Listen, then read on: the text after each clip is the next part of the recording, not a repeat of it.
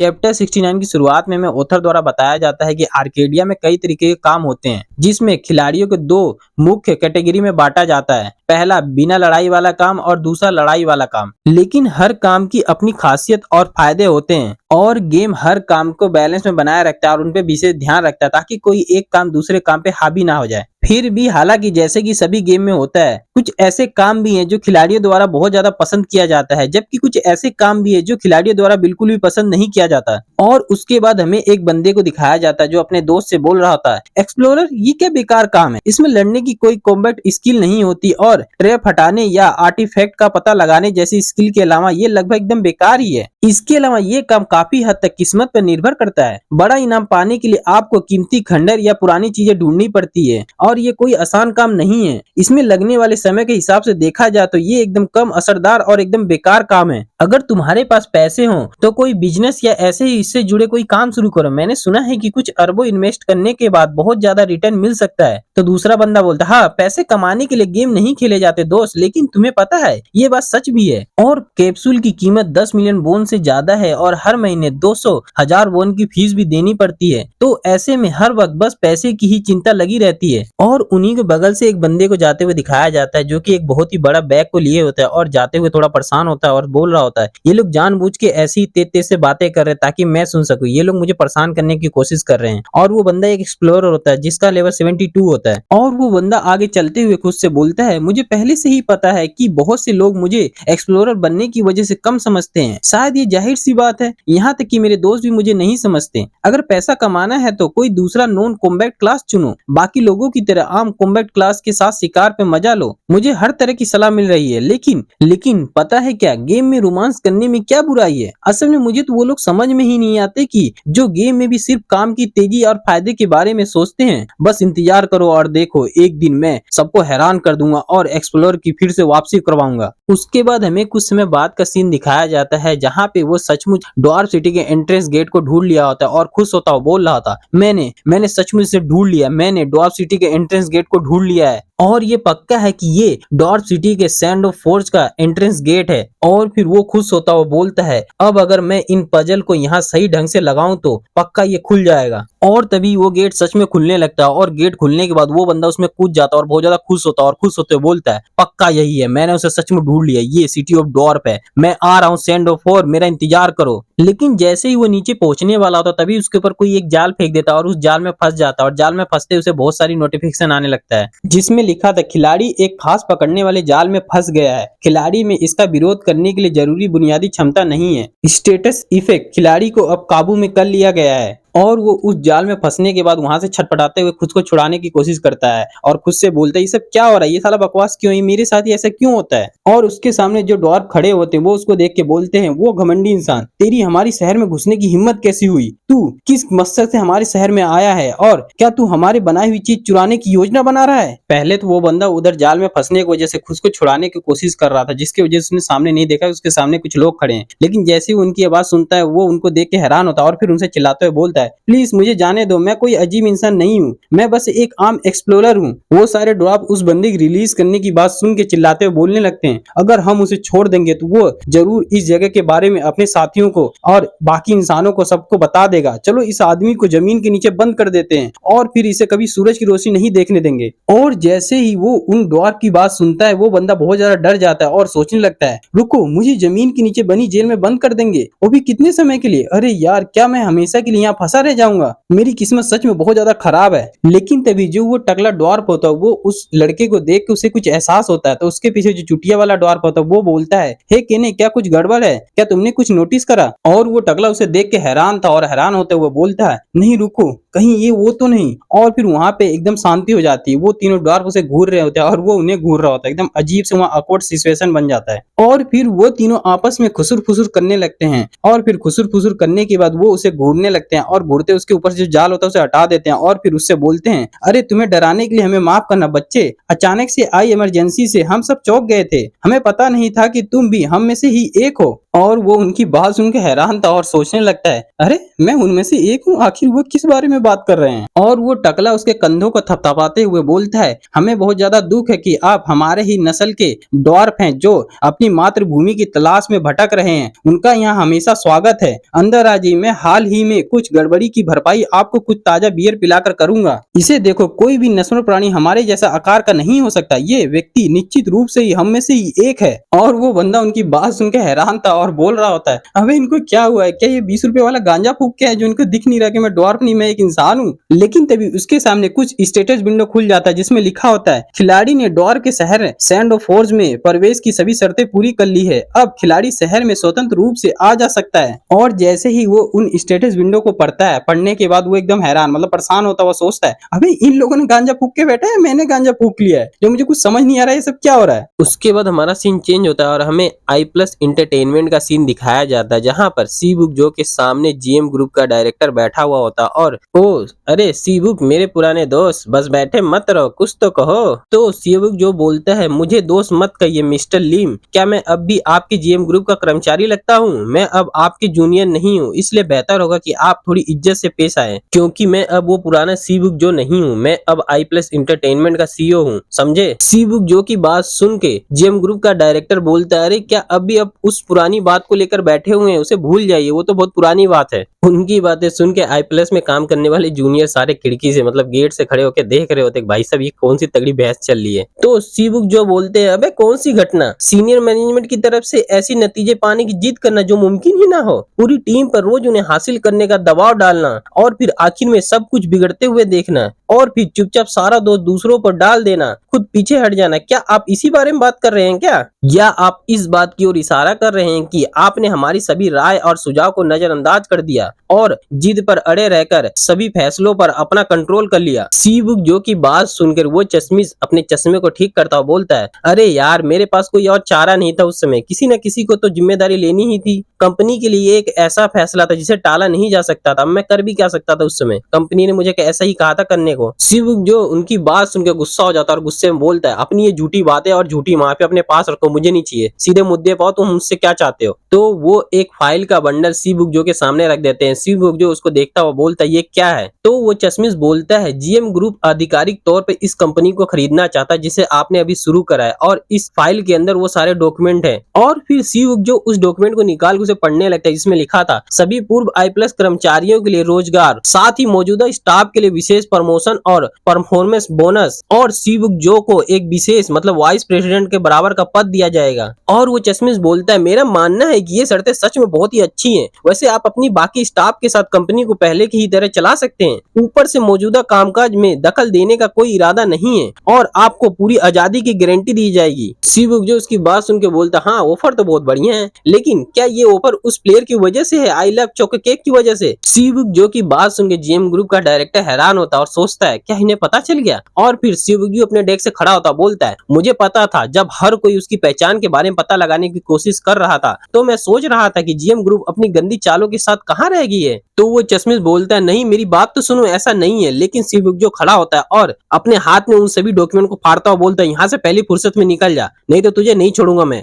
हम अपने क्लाइंट के इन्फॉर्मेशन बिल्कुल भी नहीं बता सकते, समझा? चाहे कुछ भी हो जाए, यहाँ से निकल जाए, तेरी टांग तोड़ दूंगा मैं। सी बुक जो की बात सुन के उसके नीचे काम करने वाले बंदों का मुंह खुला का खुला रह जाता, भाई साहब बॉस ने ये क्या बोल दिया, बॉस के अंदर पहले से ज्यादा हिम्मत आ गई, मजा आ गया, आज का तो दिन बना दिया बॉस ने। सी बुक जो की बात सुन के वो जीएम ग्रुप का डायरेक्टर बहुत घबरा जाता और खड़ा होकर भागते हुए बोलता है, तुम बहुत बड़ी गलती कर रहे हो मेरे दोस्त, कई कंपनियां पहले से ही इस जानकारी की छानबीन कर रही है। क्या तुम्हें सच में लगता है कि सिर्फ एक छुपे हुए ब्लीच को खोजने की डींगे मारने वाली वीडियो बहुत दूर तक जा पाएगी? शिवुक जो उसकी बात सुन के और दांत दिखाता हुआ और हंसता हुआ बोलता है, अरे तुम किस बारे में बात कर रहे हो? शिवुक जो के ऐसे दांत दिखाता हुआ और हंसता हुआ देख के जीएम ग्रुप का डायरेक्टर एकदम हैरान रह जाता है। और शिवुक जो हंसता हुआ आगे बोलता है, लगता है तुमने अभी तक हमारी नई वीडियो नहीं देखा, जाओ पहले वो वीडियो देखो और खुद को तुम एक कंपनी कहते हो। और फिर हमें डेक्स के चैनल पे जो वीडियो अपलोड हुआ था उसका टाइटल दिखाया जाता है, एक्सक्लूसिव मैप डॉर्फ और एल ब्लीच का। और फिर हमें ऑथर द्वारा बताया जाता है डॉर्फ और एल के विलेज का लोकेशन रिवील होने के बाद जो खिलाड़ी थे वो बहुत जल्दी ही उन विलेज तक पहुंचने लगे, जिससे एक बहुत ही बड़ा विवाद खड़ा हुआ। और जो लोग उन विलेज में पहुंचे उनका कहना था,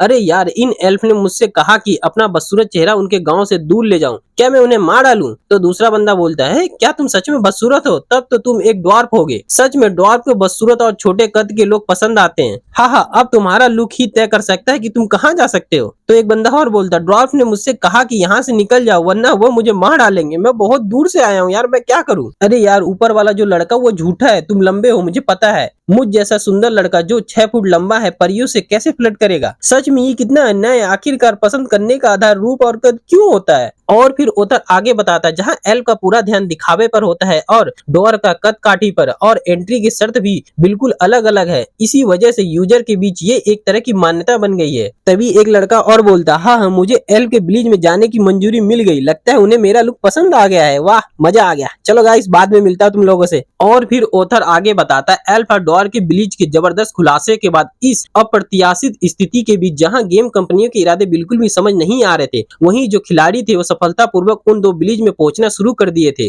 और उन्होंने उत्साह के साथ वीडियो के जरिए अपनी खोज को सबको बताना शुरू कर दिया कि हम कैसे और कहां पहुंचे, और इस विलेज के बारे में बताना शुरू कर दिया कि विलेज में क्या क्या है। और फिर डॉर्फ द्वारा बनाई गई बेहतरीन चीजें और एल्फ का खास स्पिरिट मैजिक जो लोगों के सामने आया, और फिर धीरे धीरे खास काम तक पहुंचने के अनोखे रास्ते सामने आने लगे जो सिर्फ उन्हीं के जरिए मिल सका जो उस विलेज गए। और फिर लोग उनके बारे में बातें करने लगे, अरे मैं भी एक एलिमेंटलिस्ट बनना चाहता हूँ, बचपन से ही मेरा ये एक सपना रहा है। ये स्पिरिट कितनी प्यारी हैं, जिनके पास ये साथी के तौर पर है वो सच में बहुत ही किस्मत वाले होंगे। अरे जरा देखो, मैंने ज्वेलर्स का काम शुरू किया है और ये बहुत ही बढ़िया है। आप चीजों में रतन जड़ सकते हैं। मैं आपके लिए डॉर्फ की चीजें खरीद सकता हूँ, बस 10% कमीशन फीस लगेगी। मैं सबसे कम दाम देता हूँ, ज्यादा जानकारी के लिए कैटालॉग देखे। और ऐसे ही बहुत सारी बातें लोग कर रहे थे। और फिर साफ तौर पे ये 2 समूह में बढ़ गए। हालांकि इसमें शामिल होने की शर्तें बहुत सख्त थी और जो यूजर थे उनको चुनने का इसमें अधिकार भी नहीं था। अरे यार, गड़बड़ हो गई। मैं आखिरकार एल्फ के विलेज पहुंच गया था, लेकिन बदसूरत होने की वजह से मुझे बाहर निकाल दिया गया है। मेरी माँ तो हमेशा कहती थी कि मैं बहुत ज्यादा हैंडसम हूँ। मुझे तो यकीन नहीं हो रहा। हाँ, ऐसा इसलिए है क्योंकि वो तुम्हारी माँ है यार। तुम्हें अपने दोस्तों से सच सच पूछना चाहिए था। हाँ, वैसे यार सच में वहाँ अंदर कैसे जाते हैं? जो दूसरे प्लेयर अभी अंदर गए उनसे तो मैं कहीं ज्यादा आकर्षक दिखता हूँ। पता लगाने के लिए जरा आईने में अपनी शक्ल देख ले बे।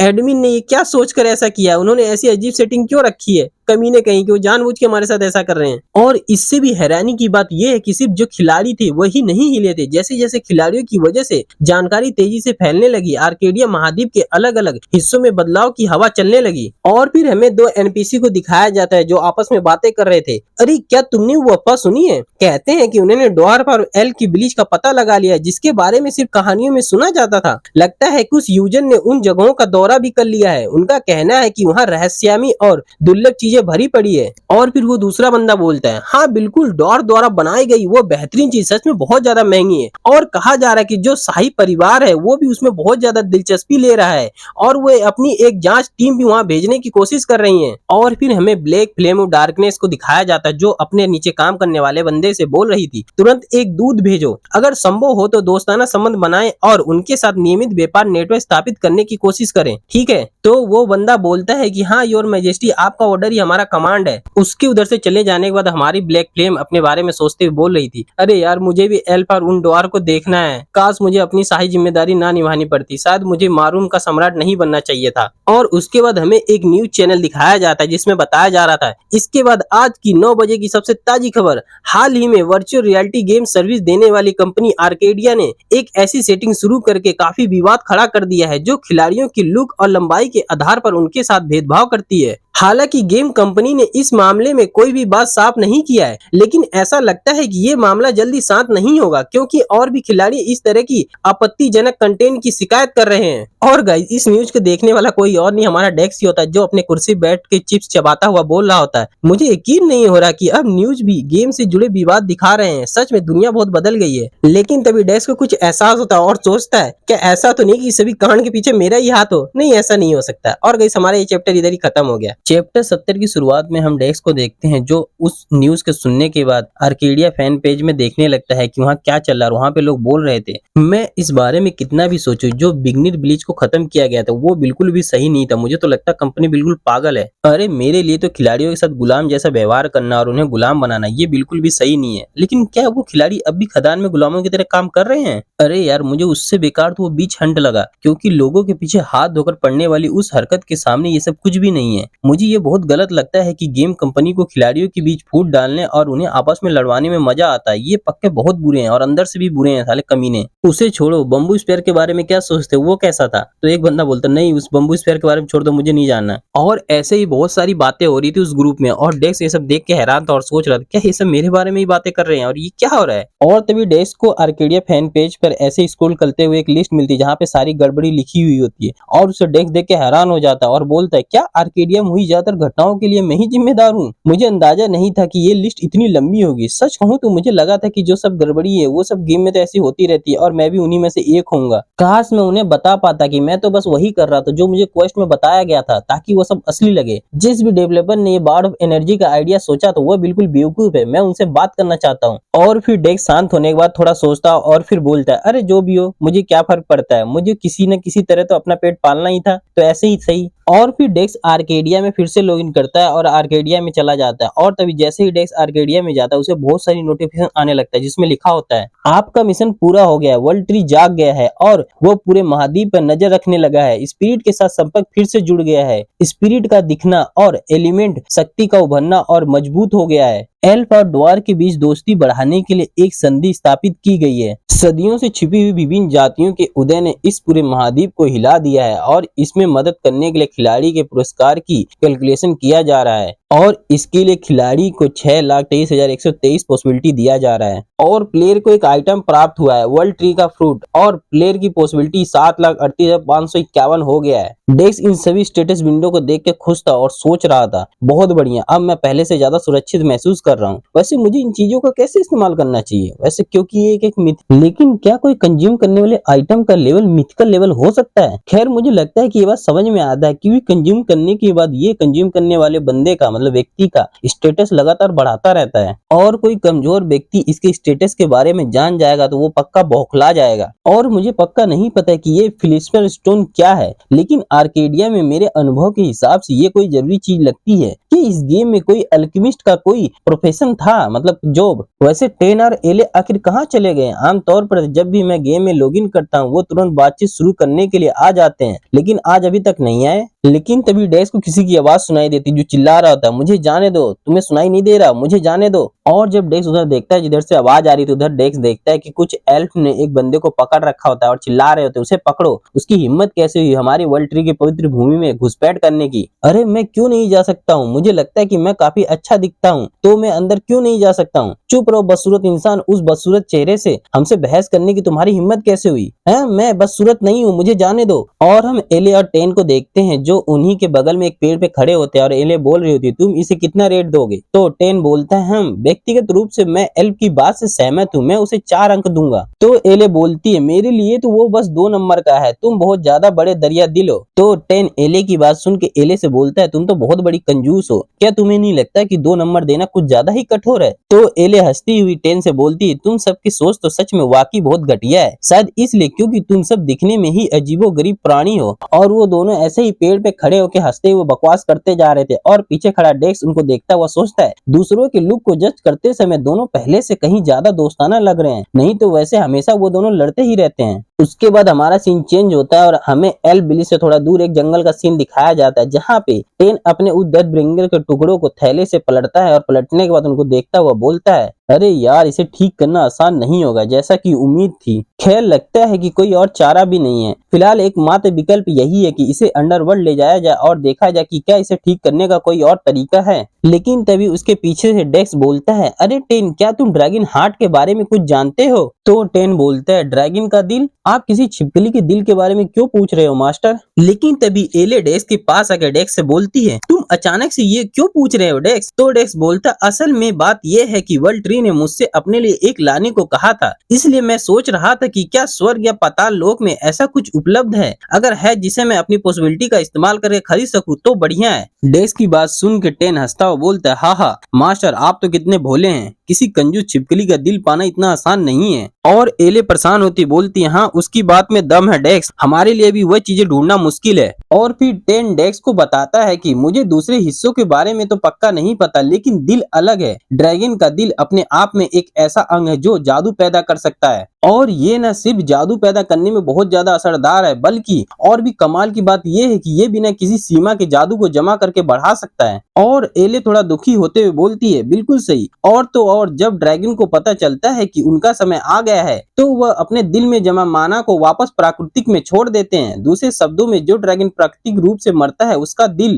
दिल भी प्राकृतिक में बिखर जाता है और फिर उसे प्राप्त करना नामुमकिन होता है। डेक्स उनकी बात सुनकर हैरान हो जाता है और बोलता है रुको एक सेकंड, इसका मतलब ये है कि ड्रैगन का दिल पाने के लिए मुझे। और तभी टेन बोलता है हाँ आपको उसके इलाके में जाना होगा और उसका सिर काटना होगा और उसका दिल बाहर निकालना होगा। और तभी एले भी बोलती है हाँ वह सही कह रहा है, यही एकमात्र तरीका है ड्रैगन का दिल पाने के लिए। डेक्स उनकी बात सुनकर परेशान हो जाता है और बोलता है भाई साहब ये क्या मतलब हुआ। और टेन फिर आगे बोलता अगर आपको पता ना हो तो मैं बता दूं कि मुझे पता है कि आप मेरे मास्टर हैं, लेकिन डिसेंट स्किल्ड के लिए आपको भी किसी शक्तिशाली व्यक्ति को बुलाना होगा वरना ये काम नहीं करेगा। और एले हंसती बोलती मैं उसकी बात से पूरी तरह सहमत हूँ, यहाँ तक कि उनके पैदा हुए बच्चे को भी पकड़ना बहुत ज्यादा मुश्किल है और किसी बड़े ड्रैगन को हराना एक आर्कएंजल के लिए भी नामुमकिन होगा। और फिर डेक्स उनसे पूछता है मैं बस ऐसे ही पूछ रहा हूँ, क्या तुम सबको लगता है किसी बूढ़े ड्रैगन को पकड़ना मुमकिन होगा। टेन डेक्स की बात सुन के चौंकता हुआ बोलता है एक बूढ़ा ड्रैगन, ये पूरी तरह से नामुमकिन तो नहीं है लेकिन। और तभी टेन एक कैलकुलेटर निकालता है और हिसाब करते हुए बोलता है देखते हैं एक बूढ़ा ड्रैगन का मतलब है कम से कम 8000 साल पुराना झुर्रियों वाली छिपकली। तो अगर मास्टर मैं आपके शरीर पर कब्जा कर लूं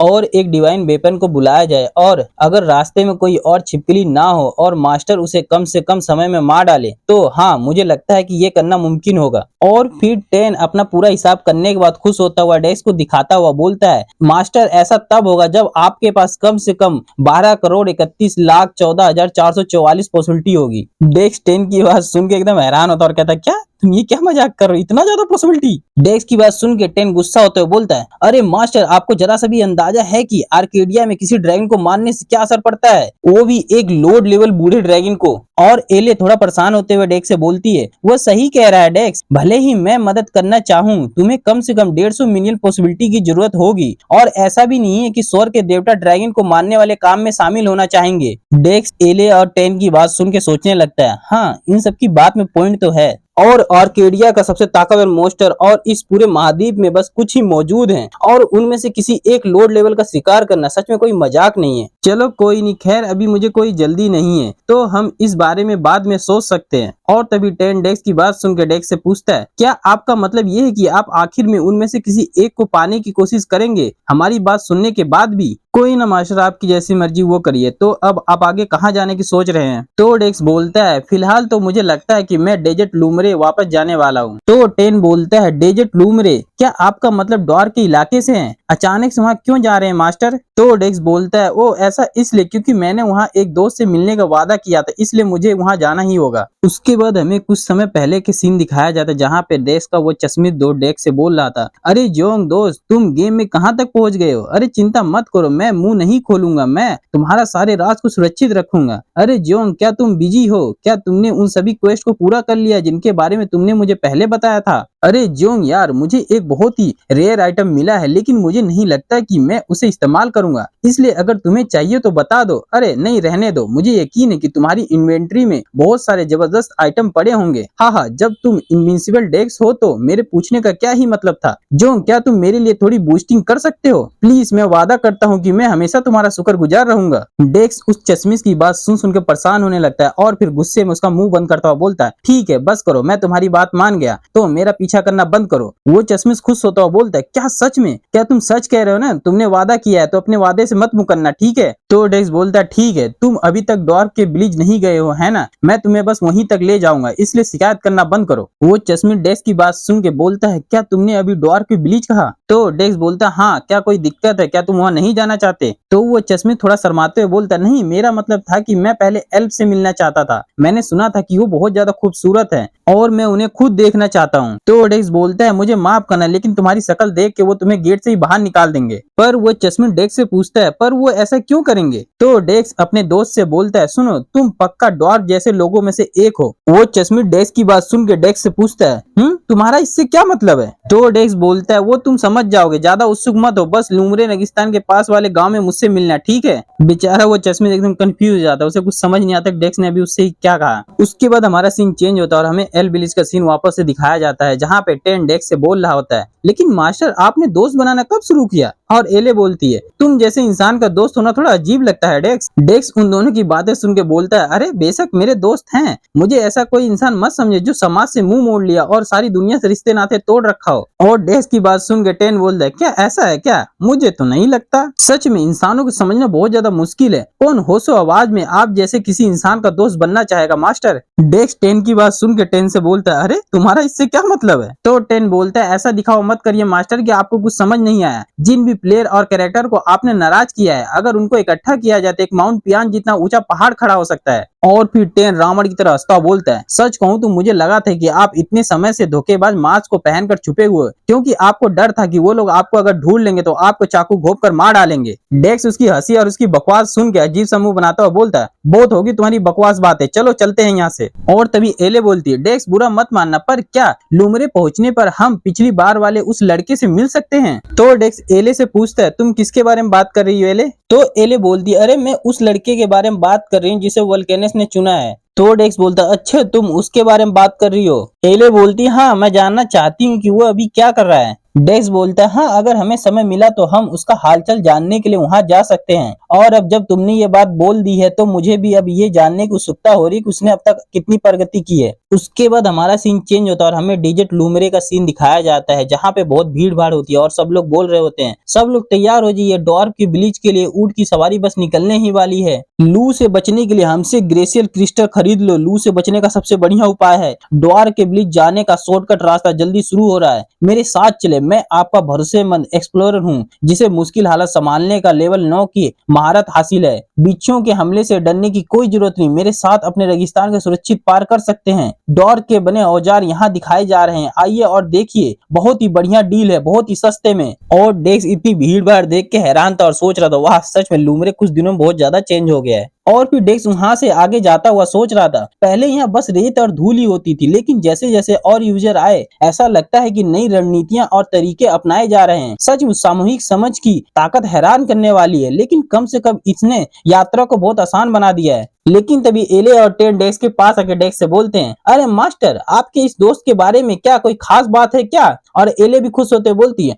अरे हाँ, जैसे कि उसमें कोई खास एबिलिटी या उसके पास पॉसिबिलिटी जैसी कोई दूसरी चीज। डेक्स उन दोनों की बात सुन के अजीब सा मुंह बनाता बोलता है मैं सच कहूँ तो तुम लोग पॉसिबिलिटी को लेकर इतना ज्यादा पागल हो कि मैं क्या कह सकता हूँ तुम्हें। और तभी डेक्स की नजर एक तरफ जाती है और बोलता है अच्छे वो रहा खड़ा है वो, और हम उसे देखते वो इधर उधर डेक्स को ढूंढ रहा होता है। और डेक्स उसके पास जाता हुआ उससे बोलता है जेगुन क्या ये तुम हो? और वो डेक्स को देख के बोलता है तुम कौन हो और तुम्हें मेरा नाम कैसे पता? नहीं रुको, क्या तुम? और फिर वो चश्मिश बहुत ज्यादा खुश होता है और बोलता है डेक्स जोंग मेरे पुराने दोस्त, तुमने अपना वादा निभाया, मैं बहुत ज्यादा खुश हूँ। लेकिन डेक्स का मुंह बंद करता हुआ बोलता है चुप रहो, तुम बहुत ज्यादा जोर से बोल रहे हो। और डेक्स का वो चश्मिश दो डेक्स से बोलता है सॉरी मुझे माफ करना, मैं बहुत ज्यादा खुश हो गया था और अपनी भावनाओं को रोक नहीं पाया। और डेक्स उससे बोलता है अरे तुमने वादा किया था कि तुम मुझे मेरे नाम से नहीं बुलाओगे, याद है? भूल गए? और फिर डेक्स अजीब सा मुंह बनाता हुआ बोलता है लगता है मेरे पास इसे इस्तेमाल करने के अलावा कोई और चारा नहीं है। और फिर डेक्स धोखेबाज मास्क को निकालता है और अपने चेहरे पे लगा लेता है, और जैसे ही लगाता है उसे बहुत सारी नोटिफिकेशन आने लगता है जिसमें लिखा होता है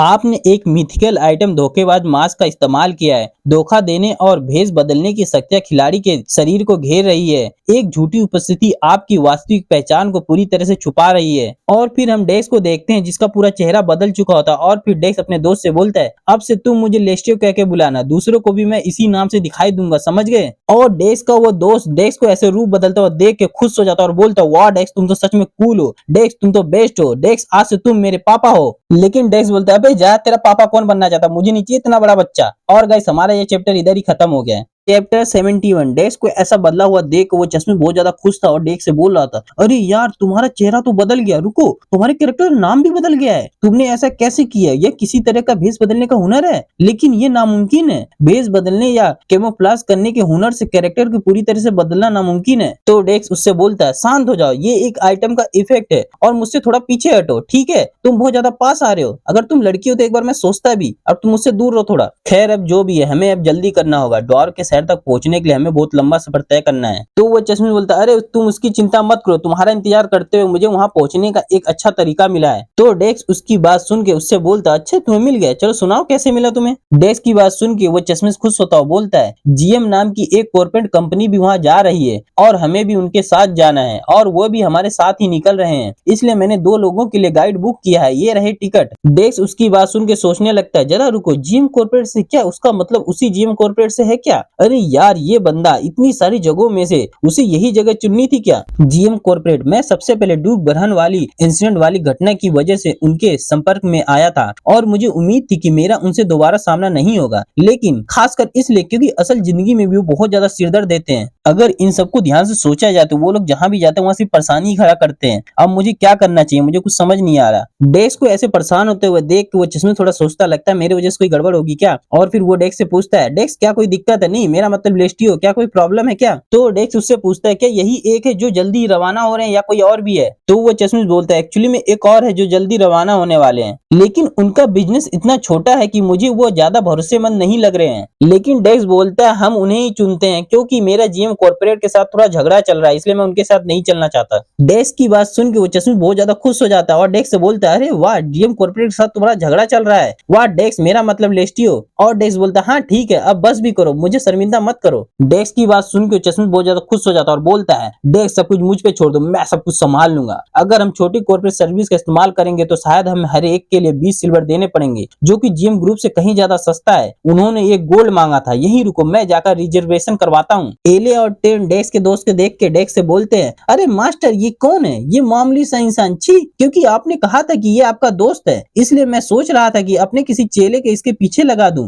और इसकी पूरी तरह बिगाड़ दूं और अगर वह काम का लगे तो उसका फायदा उठाऊं। छी, आपने मेरा पूरा मूड ही खराब कर दिया मास्टर। और एले बोलती है, अरे वो तो काफी बेकार इंसान लग रहा है, क्योंकि वो तुम्हारा दोस्त है, मुझे उम्मीद थी कि वह एक ऐसा इंसान होगा जो कि इस महाद्वीप पर भगवान की इच्छा को पूरा कर सकेगा, लेकिन मैं निराश हूँ। डेक्स उन दोनों की बातें सुन के हैरान था और उन दोनों से बोलता है, तुम दोनों मेरे दोस्त के बारे में से क्यों बातें कर रहे हो जैसे कि वो कोई औजार हो और तुम दोनों उसका इस्तेमाल करना चाहते थे। उसके बाद हमें थोड़ी देर बाद का सीन दिखाया जाता है जहाँ पे वो चश्मे किसी 2 बंदों को लेके आते हैं, जो 2 बंदों में से एक का नाम एप्पल होता है और एक का नाम लेमन होता है। और वो दोनों बंदे डेक्स से बोलते हैं, आपसे मिलकर अच्छा लगा, मैं एप्पल हूँ, पाई कॉर्पोरेट का हेड, और मैं लेमन हूँ, मैं पाई कॉर्पोरेट की डायरेक्टर हूँ। और हमारा डेक्स उन दोनों की तरफ हाथ बढ़ाता हुआ बोलता है, हेलो मैं लेस्टियो हूँ, आप दोनों से मिलकर बहुत अच्छा लगा। और वो डेक्स से हाथ मिलाते हुए बोलता है, हमारे साथ काम करने का फैसला करने के लिए आपका शुक्रिया। हम एक छोटी कॉर्पोरेट कंपनी है, इसलिए हमें अपने साथ चलने के लिए खोज करने वाले लोगों को ढूंढने में बहुत ज्यादा मुश्किल हो रही थी और हमारे पास काफी खाना पानी तैयार है, इसलिए अगर आपको कोई शारीरिक परेशानी या एनर्जी कम लगे तो बेझिझक हमें बताइएगा। हमारे पास आपकी जरूरत की हर चीज है, इसलिए हम बिना किसी परेशानी के 3 दिन के अंदर ड्वार्फ के शहर पहुंच जाएंगे।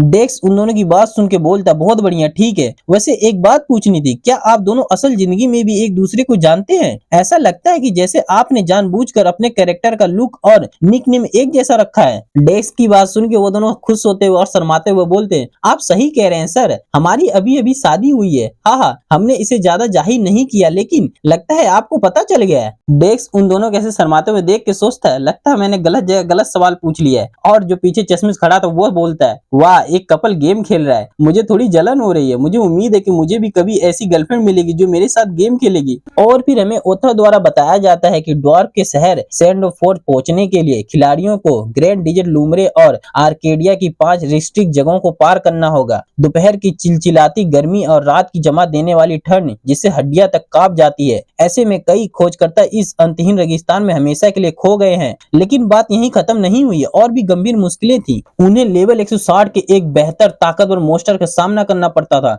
ग्रेट डिजर्ट का बिच्छू। इसलिए समाधान के तौर पर कॉर्पोरेट यूनियन ने इससे बचने का एक तरीका निकाला, एक ऐसा खोजकर्ता जो बिच्छू के खतरे को भाप सके और वैकल्पिक रास्ता ढूंढ सके, एक ऐसा जादूगर जो ग्लेशियर बनाने में माहिर हो और बिच्छुओं की चाल रोक सके, और एक ऐसा कुशल योद्धा जो बिच्छुओं को उलझाए रखे और उनकी उनके भागने का रास्ता निकाल सके। कॉर्पोरेट मैनुअल में इन तीनों के लिए सबसे ज्यादा जरूरत थी। उसके बाद में फिर से रेगिस्तान का सीन दिखाया जाता है, जहाँ पे कुछ एडवेंचर पे कुछ बिच्छुओं ने अटैक कर दिया होता है और वो लोग चिल्ला रहे होते हैं, अरे यार फिर से बिच्छुओं ने हम पे अटैक कर दिया है, बार बार ऐसा क्यों हो रहा है, ये तीसरी बार है जब हमारे ऊपर फिर से बिच्छुओं ने अटैक करा है। और दूसरी तरफ एप्पल उस जादूगर से बोल रहा होता है, अपनी ग्लेशियर मैजिक को जल्दी से तैयार करो, हमें यहाँ से जल्दी से निकलना होगा। तो जादूगर बोलता है, सर ये तो नामुमकिन है क्योंकि ग्लेशियर जादू अभी पूरी तरह से चार्ज नहीं हुआ है। और एप्पल इसकी बात सुन के उससे बोलता है, अरे तुम ऐसे समय में ऐसे मजाक क्यों कर रहे हो। और डेक्स का दोस्त उन ऊँटों को भागता हुआ देख के डेक्स से बोलता है, अरे हम क्या करें लेस्टियो, अगर हम यहाँ मरे तो हमें बहुत भारी पेनल्टी भरनी पड़ेगी। और डेक्स उससे बोलता है, अरे वो सभी अभी पूरी तरह से मरे नहीं है, चलो इंतजार करते हैं और देखते हैं कि आगे क्या होता है। और हमारा डेक्स उन सभी को देखता हुआ सोच रहा था, मुझे पता था तो उन कपल को छोड़कर बाकी सभी कॉर्पोरेट सदस्य एनपीसी हैं, और अगर ऐसे ही सब कुछ चलता रहा तो हम सभी मारे जाएंगे। और तभी वो बिच्छू अपने डंग से एक और एडवेंचर को मार देता है और जो दूसरा एडवेंचर उसके सामने होता है उसकी तरफ बढ़ने लगता है उसे मारने के लिए। और एक बिच्छू उनके टीम की तरफ आगे भागता हुआ आ रहा था, जिसको देख के एप्पल उन सभी से चिल्लाता हुआ बोलता है, सभी लोग पीछे हट जाओ, पहाड़ के पीछे की तरफ भागो। लेकिन जो बंदा पीछे सामान पैक कर रहा था वो एप्पल से बोलता, सर बिच्छू बहुत तेजी से आ रहे हैं, हमारे पास अपना सारा सामान पैक करने का समय नहीं है, मुझे लगता है कि हमें अपना सारा सामान यही छोड़ना होगा। उसकी बात सुन के एप्पल चौंकता हुआ बोलता है, अरे तुम क्या कह रहे हो, हम ऐसा नहीं कर सकते। और एप्पल बहुत ज्यादा घबराने लगता है और घबराते हुए सोचता है, नहीं हम हार नहीं सकते, इस तरह से तो बिल्कुल नहीं। क्या ये जगह सचमुच मेरी क्षमता से बाहर थी? मैं बस हाथ पर हाथ धरे बैठकर अपना सामान बर्बाद होते हुए नहीं देख सकता, मुझे कम से कम उस सामान का तो कुछ हिस्सा तो बचाना ही होगा। और वो अपना चाकू लेके उस बिच्छू की तरफ आगे बढ़ने लगता है जो उसकी तरफ तेजी से भागता हुआ आ रहा था। और हमारा डेक्स उसे आगे बढ़ता हुआ देख के हैरान था और सोच रहा था, मौत की सजा मतलब मौत की पेनल्टी से कुछ भी अच्छा होता, लेकिन फिर भी वो डटा हुआ और आगे बढ़ रहा है। और तभी वो बिच्छू एकदम एप्पल के सामने आ जाता है और उस पर अटैक करने के लिए तैयार हो जाता है, जिसे देख के लेमन चिल्लाने लगती है, अरे एप्पल तुम ऐसा नहीं कर सकते, वहां सड़ जाओ, तुम्हारे बस की बात नहीं है, बहुत ज्यादा ताकतवर है। पर तभी वो बिच्छू उस पर अटैक कर देता है, लेकिन तभी वहां पे अचानक से बर्फ बर्फ दिखने लगती है, मतलब कुछ अजीब सा होने लगता है, जिसे देख के एप्पल हैरान होती है और बोलती है, नहीं रुको, क्या ये लेस्टियो है? और तभी हम डेक्स को देखते हैं जो एप्पल और उस बिच्छू के बीच में अचानक से कहीं से आ जाता है और अपने एक हाथ से उस बिच्छू के पंजे को रोक देता है। और तभी डेक्स एप्पल से बोलता है, क्या तुमको नहीं लगता है कि तुम यहाँ थोड़ी कम तैयारी के साथ आए हो, और ऐसा नहीं है कि तुम्हें उम्मीद नहीं थी कि यहाँ ऐसा नहीं होगा। लेकिन उधर एप्पल को तो डेक्स की कोई भी बात सुनाई नहीं देती, वो तो बहुत ज्यादा हैरान था और डेक्स से बोलता है, तुम आखिर कौन हो? लेकिन जो बिच्छू होता है वो बहुत ज्यादा गुस्सा होने लगता है कि उसके पंजे कैसे रुक गए, और वो गुस्से में सोचता है कि मैं यहाँ खड़ा हूँ फिर भी ये लोग आपस में बातें कर रहे हैं। और तभी वो अपने जो डंक होता है उससे डेक्स के ऊपर अटैक कर देता है। और तभी हमें बताया जाता है डेक्स ने किस डिवाइन विंग की पावर का यूज करा है। डेक्स ने एन्चेंट्रेस बीच ऑफ बेटर फॉरेस्ट की पावर का यूज किया था। और डेक्स उस बिच्छू को उसके डंक से अटैक करता हुआ देख के डेक्स इस पावर का यूज करता है ग्लेशियर गेज, जिससे वो जो बिच्छू होता है वो पूरी तरह से बर्फ में जम जाता है, जिसे देख के उसके साथ जो एप्पल होता है वो हैरान हो जाता है। पर तभी डेक्स एप्पल से बोलता है, लेकिन मुझे अच्छा लगा कि तुमने आखिरी तक लड़ाई लड़ी, ये बहुत बढ़िया था एप्पल, लेकिन मैं बाद में फिर भी तुमसे बिल के पैसे जरूर लूंगा। लेकिन एप्पल बहुत ज्यादा घबराया हुआ था और बोलता, हाँ हाँ क्यों नहीं सर, लेकिन उससे पहले सर उधर बहुत सारे स्कॉर्पियन आ रहे हैं। और तभी सच में डेक्स के सामने बहुत सारे स्कॉर्पियन आ जाते हैं जो उस पर अटैक करने के लिए तैयार थे। और डेक्स उनको देखता हुआ बोलता है, जायंट डेजर्ट स्कॉर्पियन मतलब बिच्छू बिना किसी वजह के वह बहुत ऊंचे लेवल के हैं और उनका व्यवहार भी आसानी से समझा जा सकता है। ऐसा नहीं है कि मुझे समझ नहीं आता, आखिरकार उन्हें खिलाड़ियों को दूर भगाने के लिए ही तो बनाया गया है, लेकिन अभी अगर मैं उनकी जगह होता तो भाग जाता। फिर भी उन्होंने अपने साथियों को बुलाने का फैसला किया, लगता है मुझे उन सभी को खत्म करना होगा। और तभी डेक्स एक स्पेल का यूज करता, फॉरेस्ट स्पेयर, जिसकी वजह से उसके हाथ में एक स्पेयर आ जाता और उसकी चारों तरफ एक ब्लू कलर की रोशनी दिखने लगती है। और फिर डेक्स जंप करके हवा में जाता और वो स्पेयर को उन बिच्छों के ऊपर बहुत तेजी से मारता, जिससे वो सारे बिच्छू एक ही बार में मर जाते हैं। और वहाँ पे बहुत बड़ा धमाका होता है, जिसे वहाँ खड़े सारे एडवेंचर देख के हैरान थे, भाई साहब ये क्या हो रहा है। और वो लोग बोलते हैं, इस झुलसा देने वाले लेमरे रेगिस्तान में फॉरेस्ट स्पेयर का इस्तेमाल करना मजाक कर रहे हो क्या? और उसके पीछे वाला बंदा बोलता है, मैंने इसके बारे में सुना है, कहा जाता है कि एक बार एक हीरो ने बिच्छुओं की एक जोड़ी को खत्म किया था जो इस पूरे इलाके में तबाही मचा रहे थे, और अगर वो कहानी सच है तो ये पक्का वही हीरो होगा। और जब वो बर्फ की रोशनी वहां से गायब होती मतलब हटती, तो हम डेक्स को देखते हैं जो उस स्पेयर को पकड़े हुए एकदम मस्त पोज में वहां खड़ा होता है। और तभी डेक्स को बहुत सारी नोटिफिकेशन आने लगता है जिसमें लिखा होता है, डिसेंट स्किल को डीएक्टिवेट किया जा रहा है और प्लेयर के परफॉर्मेंस और कितने समय तक प्लेयर ने उस पावर का यूज किया उसके ऊपर उसकी कैलकुलेशन किया जा रहा है, और प्लेयर से 28,332 पॉसिबिलिटी काट लिया गया है। डेक्स उस लास्ट वाले मैसेज देख के हैरान होता है और गुस्से में बोलता है, ये क्या मजाक चल रहा, 28,000 कोई मजाक है क्या? ये कुछ ज्यादा नहीं हो रहा, तुम तो इतना ज्यादा काट रहे हो, तो कोई किसी की एक्स भी नहीं काटते हुए जितना तुम काट रहे हो। पर तभी टेन डेक्स से बोलता है, क्या क्या आपको कोई दिक्कत है इससे मास्टर? वो कोई सस्ता या पालतू जी नहीं था, ये तो आपको भी पता है मास्टर। पर डेक्स टेन की बात सुन के डेक्स डेक्स टेन को घूरने लगता है, वो भी अजीब तरीके से, जिसे देख के टेन चिल्लाता हुआ डेक्स से बोलता है भले ही आप एब्सोल्यूट जीरो तक पहुंच गए हो, फिर भी ये सबसे मजबूत आइसबर्ग में से एक था। मुझे लगता है कि ये पॉसिबिलिटी इसके लिए सही था, खासकर ये देखते हुए कि इसने आपको उन बिच्छुओं के साथ खेलने का मौका दिया। लेकिन तभी एले टेन का मजाक उड़ाते हुए टेन से बोलती है अब मुझे ये मत बताने कि ये सारा हंगामा तुम्हारे टूटे हुए डेथ ब्रिंगर की वजह से है। क्या तुम डेक्स से बहुत सारी पॉसिबिलिटी ऐंठने की कोशिश कर रहे हो ताकि तुम अपने डेथ ब्रिंगर को ठीक कर सको? छी छी छी, डीमन सच में बहुत ज्यादा गंदे होते हैं। एले की बात सुन के टेन बहुत ज्यादा गुस्सा हो जाता और फिर एले पे गुस्से में चिल्लाता हुआ बोलता है चुप हो जाओ, बकवास बंद करो, तुम मुझे बहुत ज्यादा परेशान कर रही हो। लेकिन एले टेन को और गुस्सा दिलाने के लिए स्माइल करते हुए बोलती है लगता है तुमने उस पुराने खिलौने को अभी तक नहीं छोड़ा है, शायद मुझे उसे कुचल कर पाउडर बना देना चाहिए था।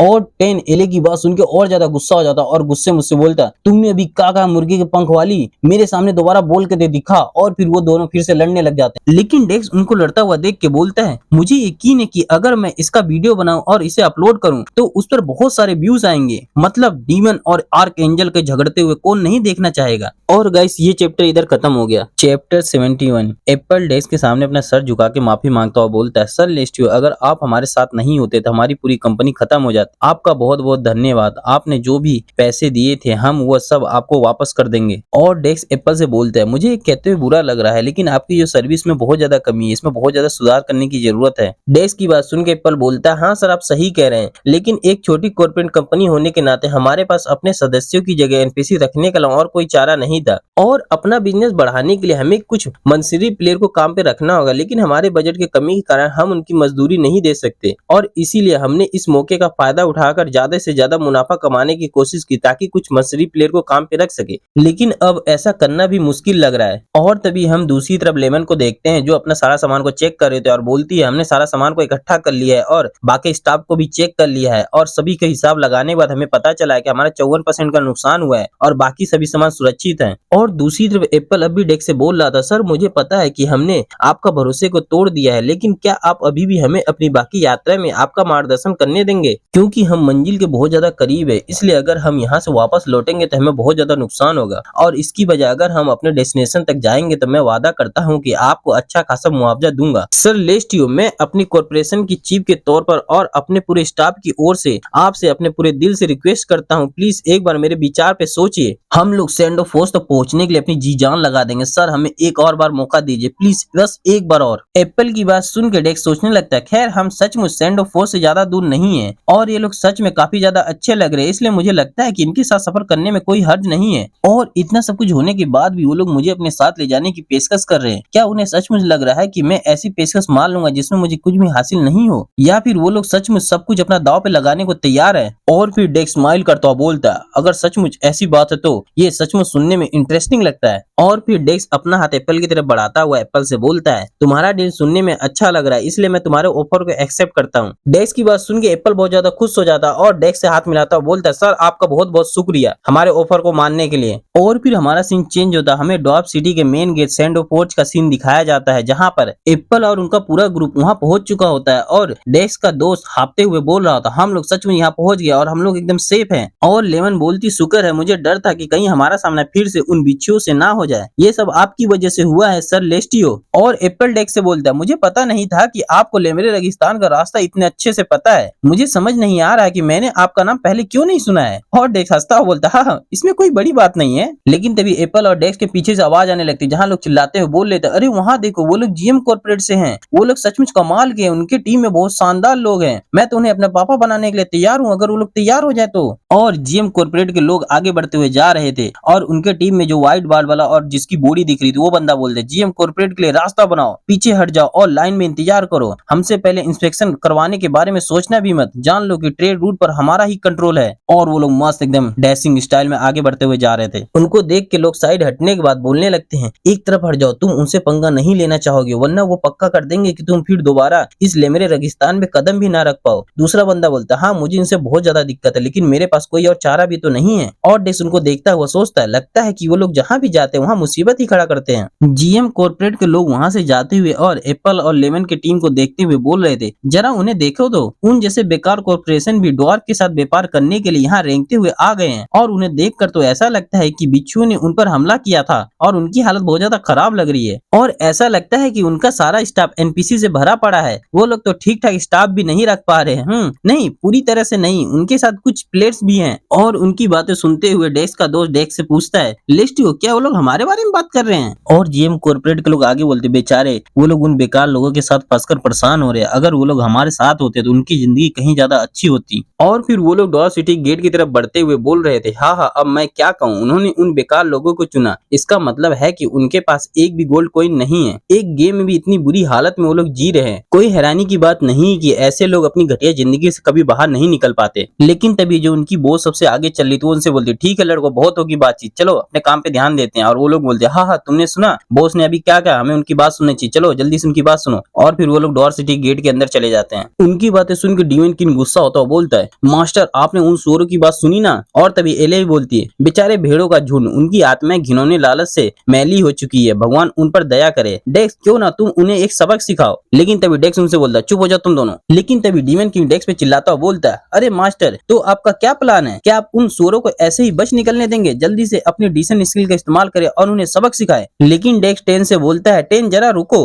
मुझे एक बार सोचने तो दो, सिर्फ उन्हें भगा देने से मजा नहीं आएगा। तुम्हें क्या लगता है पापा उनसे बदला नहीं लेंगे? डीवन किंग डेक्स की बात सुनकर चौंक जाता है और फिर डेक्स हंसता हुआ बोलता है, अगर हम ये करने ही वाले हैं तो क्यों ना उन्हें अच्छा खासा सबक सिखाया जाए। मुझे आजकल थोड़ा बोरियत महसूस हो रही थी और अब ये देख के ऐसा लगता है कि अब एंटरटेनमेंट का समय आ चुका है, चलो अब कुछ मजा किया जाए। और हम इसके बाद डेक्स के दोस्त को देखते हैं जो इधर उधर भटक रहा था, तो वहाँ कुछ लोगों की बातें सुनता है जो आपस में बात कर रहे थे। वैसे ये कुछ हद तक अप्रत्याशित है। मुझे पता था कि सभी कॉर्पोरेशन सामान के लिए सैंड ऑफ फोर्ज में जा रहे हैं, लेकिन जिस तरह से चीजें चल रही है यहाँ, सच में क्या व्यापारियों का दबदबा होने वाला है? और तभी हमें कुछ बताया जाता है, लेमेरे रेगिस्तान में ज्यादातर गिल्ड के कॉर्पोरेशन होने की एक वजह थी। जैसे जैसे खिलाड़ी सैंड ऑफ फोर्ज में आ रहे थे, वहाँ घुसने का जो सिगरेट था वो भी सबके सामने खुल गया। अगर आप किसी व्यापारी के साथ या किसी कॉर्पोरेशन के सदस्य के तौर पर जाते हैं तो वो आपको अंदर जाने देते हैं, चाहे आपकी लंबाई या दिखावट कैसी भी हो। लेकिन उनसे दोस्ताना व्यवहार या ऐसी किसी चीज की उम्मीद मत करना। अंदर जाने का मतलब बस इतना है कि वह आपको अंदर कदम रखने देते हैं, और बस इतना ही, और इसके अलावा कुछ भी नहीं। और फिर उसके बाद हम एक द्वार को देखते हैं जो डेस्क की टीम को देख के बोल रहा होता है, मुझे देखने दो, तुम लोग इंसान हो लेकिन तुम लोग हमारे लिए बहुत सारी शराब लेके आए हो, तो इसे देखते हुए मैं तुम सबका स्वागत करता हूँ। तुम लोग कभी भी यहाँ आ सकते हो। ठीक है, तुम लोग पास हो गए, अब तुम लोग अंदर जा सकते हो, लेकिन एक बात का ध्यान रखना, अंदर जाने के बाद कोई भी प्रॉब्लम खड़ी मत करना, ठीक है? अब जाओ। और फिर उनके सारे साथी अंदर जाते हुए आपस में बातें कर रहे थे। अरे वाह डेक्स, मेरा मतलब लेस्टियो, छत को तो देखो, किसे पता था कि अंडरवर्ल्ड में ऐसे शहर भी हो सकते हैं। मैंने जो फोटो और वीडियो देखे थे, अगर उसके मुकाबले देखा जाए तो वो सब कुछ भी नहीं था। ये तो सच में बहुत ज्यादा शानदार है। हाँ, अब मैं समझ सकता हूँ कि सब लोग ड्वार्फ के ही बारे में क्यों बात कर रहे थे। मुझे लगता है कि यहाँ तक आने के लिए हमने जितनी मेहनत की वो सब कुछ सच में काम की थी।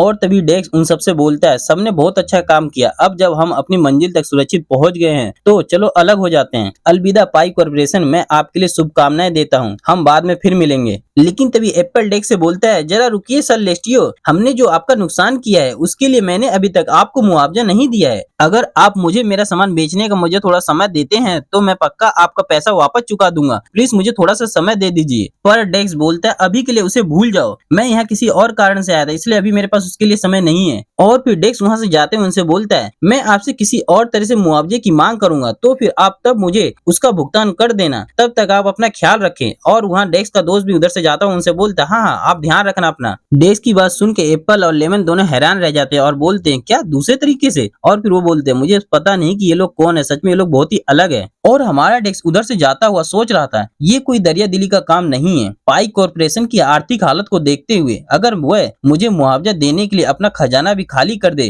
तो भी ये रकम बस कुछ दर्जन सोने के सिक्के के बराबर ही होगी। और वैसे भी मेरे पास पहले से ही इतना सोना है कि मुझे समझ नहीं आ रहा कि मैं उसका क्या करूं। अभी मुझे कुछ गोल्ड की जरूरत नहीं है, बल्कि ईमानदार और मेहनती कर्मचारियों की जरूरत है, जिसके लिए ये लोग एकदम परफेक्ट लग रहे हैं। उसके बाद हम ड्वार के हेड अल्टर को देखते हैं जो डेक्स को देख के बोलता है, अरे मेरे दोस्त, आपका स्वागत है। और हमारा डेक्स भी उसे देख के बोलता है हाँ काफी समय हो गया आपसे मिले हुए। और जो ड्वार्फ होता है वो बोलता है हाँ काफी समय तो हो गया, लेकिन मुझे लगा था आपको थोड़ा और समय लगेगा, लेकिन आप तो मेरी सोच से कहीं ज्यादा जल्दी आ गए। और जो हमारा डेक्स का दोस्त होता है वो उनको देखते हुए सोचता है ये एनपीसी क्या ये ड्वार्फ का हेड नहीं है? जात पहचान से तो मुझे लगा था कि वो किसी व्यापारी से बात कर रहा है, लेकिन ये तो मेरी उम्मीद से कहीं ज्यादा है। और फिर अल्टर डेक्स से पूछता है तो कैसा रहा? मुझे शक है कि वो एल्फ शांति समझौते के लिए इतनी आसानी से नहीं माने होंगे। डेक्स अल्टर को डॉक्यूमेंट दिखाता हुआ बोलता है एल्फ ने ड्वार्फ की कंडीशन को एक्सेप्ट करने का डिसाइड कर लिया है और इसमें कोई शक नहीं, क्योंकि एल्फ की क्वीन मलेशियन इस पे खुद साइन करा है, इसमें कोई डाउट नहीं है। आप चाहो तो आप इसे देख सकते हो। और डेक्स डॉक्यूमेंट अल्टर को दे देता है और अल्टर उस डॉक्यूमेंट को लेता हुआ डेक्स से पूछता है क्या यह बात सच है? और फिर जब वो उस डॉक्यूमेंट को अपने हाथ में ले लेता है उसे देखता हुआ बोलता है हाँ ये बात तो सच है, क्योंकि एल्फ के रॉयल क्रिस्ट का इस पे साइन है। सच में मैंने कभी सोचा भी नहीं था कि ये दिन कभी आएगा। किसने सोचा होगा कि वो कमीने और घमंडी एल्फ जिनके पास अपनी खूबसूरती के अलावा और कुछ नहीं है शांति समझौते के लिए मान जाएंगे। तो डेक्स बोलता है चूंकि उन्होंने समझौते की शर्तें मान ली है इसलिए ये तुरंत लागू हो जाएगा। भविष्य में आपको एल्फ के साथ बातचीत और व्यापार के लिए नियमित रूप से दूध भेजने होंगे और उनके साथ सक्रिय रूप से सहयोग करना होगा। डेक्स की बात सुनकर अल्टर बोलता है ठीक है मैं समझ गया, मैं सीनेट को इसकी जानकारी जरूर दे दूंगा और उसके लिए तुरंत तैयारी शुरू कर दूंगा। और तभी डेक्स स्माइल करते हुए बोलता और हाँ मैंने अपने एबिलिटी के हिसाब से एल्फ के साथ जो ट्रेड आइटम है उनको जितना हो सके उतना एडजस्ट करने की कोशिश कर रहा हूँ और आप चाहे तो स्वयं संधि दस्तावेज में इसे देख सकते हैं। डेक्स की बात सुनकर अल्टर उस डॉक्यूमेंट को खोल के देखने लगता है और जैसे ही वो देखता है उसे देख के हैरान हो जाता है और चिल्लाता बोलता है अरे ये क्या है? वो न सिर्फ वर्ल्ड ट्री की टहनियों को व्यापार करने के लिए तैयार है बल्कि उसकी पत्तियों, जड़ों और उसके रसों को भी, और यहाँ तक कि हाई लेवल स्पिरिट स्टोन को भी।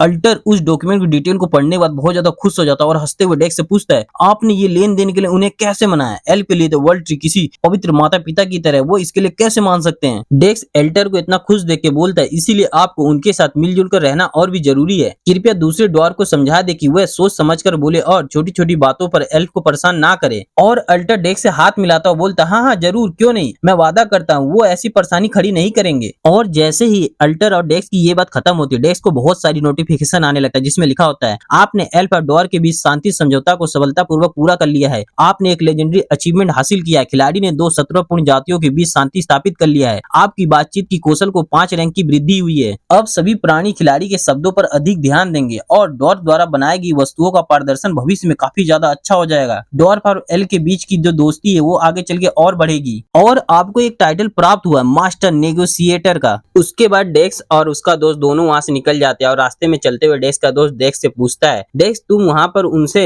वो एल्फ के बारे में क्या बातें कर रहे थे? तो डेक्स बोलता है एल्फ से तुम्हारा क्या मतलब है? क्या तुमने उनकी बातें नहीं सुनी कि मैंने उन दोनों के बीच मतलब एल्फ और ड्वार्फ के बीच शांति समझौते के लिए बहुत कड़ी मेहनत करा हूँ जिसकी वजह से एल्फ और ड्वार्फ आज अच्छे संबंध में हैं। लेकिन ये बात किसी को मत बताना वरना मामला बहुत ज्यादा उलझ जाएगा। तो वो चश्मिश बोलता है ठीक है अब से मेरी जबान एकदम सील होगी, मैं ये बात किसी को नहीं बताऊंगा। वो बात तो ठीक है पर हम अब जा कहाँ रहे हैं? डेक्स बोलता है कुछ खास नहीं, बस किसी का हालचाल जानने के लिए जा रहा हूँ। असल में तो मैं इसी वजह से यहाँ आया हूँ। डेक्स की बात सुन के चश्मिश डेक्स से पूछता है लेकिन तुम तो अभी अभी ड्वार्फ के हेड से मिल के आए हो, अब यहाँ ऐसा और कौन है जिससे तुम खुद यहाँ मिलना चाहते हो? तो डेक्स अपना दांत दिखाते हुए बोलता वो यहाँ पे कोई एक ऐसा इंसान है जिसे मैं अपना छोटा भाई मानता हूँ। उसके बाद हमें हेलियन फोर्स का सीन दिखाया जाता है जो कि ड्वार्फ का ट्रेनिंग सेंटर होता है जहाँ पे बहुत तेज से हथौड़े पीटने की आवाज आ रही होती है और कोई बंदा उनके ऊपर चिल्लाता हुआ बोल रहा होता है अरे जरा जोर लगाओ, उस मेटल को मोड़ने के लिए तुम्हें इससे कहीं ज्यादा ताकत की जरूरत पड़ेगी। ध्यान से, चारों तरफ आग फैली हुई है। अरे निकम्मे बदमाश और दम लगा। अरे इतनी घटिया स्किल के साथ खुद को ड्रॉप करने की हिम्मत मत करना समझे। जब तक तुम कोई एकदम बढ़िया आइटम नहीं बना लेते तब तक भूखे रहना। आज तैयार हो जाओ, आज तुम्हें खाना नहीं मिलेगा। आज मैं तुम सबको बेहतरीन लोहार बना के ही रहूंगा और जब तक नहीं बनोगे तब तक खाना भी नहीं मिलेगा। और फिर वो ड्वार्फ एक खंजर को मतलब एक चाकू के लिए बोलता है अरे वो इंसान तू इस कबाड़ के टुकड़े को खंजर कहता है? तुझे ये बुनियादी बातें कितनी बार बताऊं जिससे तू सीख जाए और ये तेरे दिमाग में बैठ जाए। अरे तेरे दिमाग में मायने के अलावा कुछ बैठता भी तो नहीं है और तूने कुछ सीखा भी नहीं है, तुझे तो शर्म आनी चाहिए। और चोई हथौड़ा पीटता पीटता बोल रहा होता है मुझे माफ करना सर, मुझे माफ करना, मैं और मेहनत करूंगा और मैं इससे ज्यादा और कड़ी मेहनत करूंगा, मुझे माफ कर दो सर। और फिर वो ड्वार्फ उस चाकू को फेंकता हुआ जाता हुआ बोलता है तुम्हें तो लॉर्ड डेक्स का शुक्रगुजार होना चाहिए, उनकी वजह से ही तू अभी तक टिका हुआ, नहीं तो मैं तुझे कब का बाहर निकाल चुका होता। उस ड्वार्फ उधर से चले जाने के बाद चोई रोता हुआ बोलता है मैं और नहीं कर सकता, मेरे बस की नहीं है। डेक्स ब्रो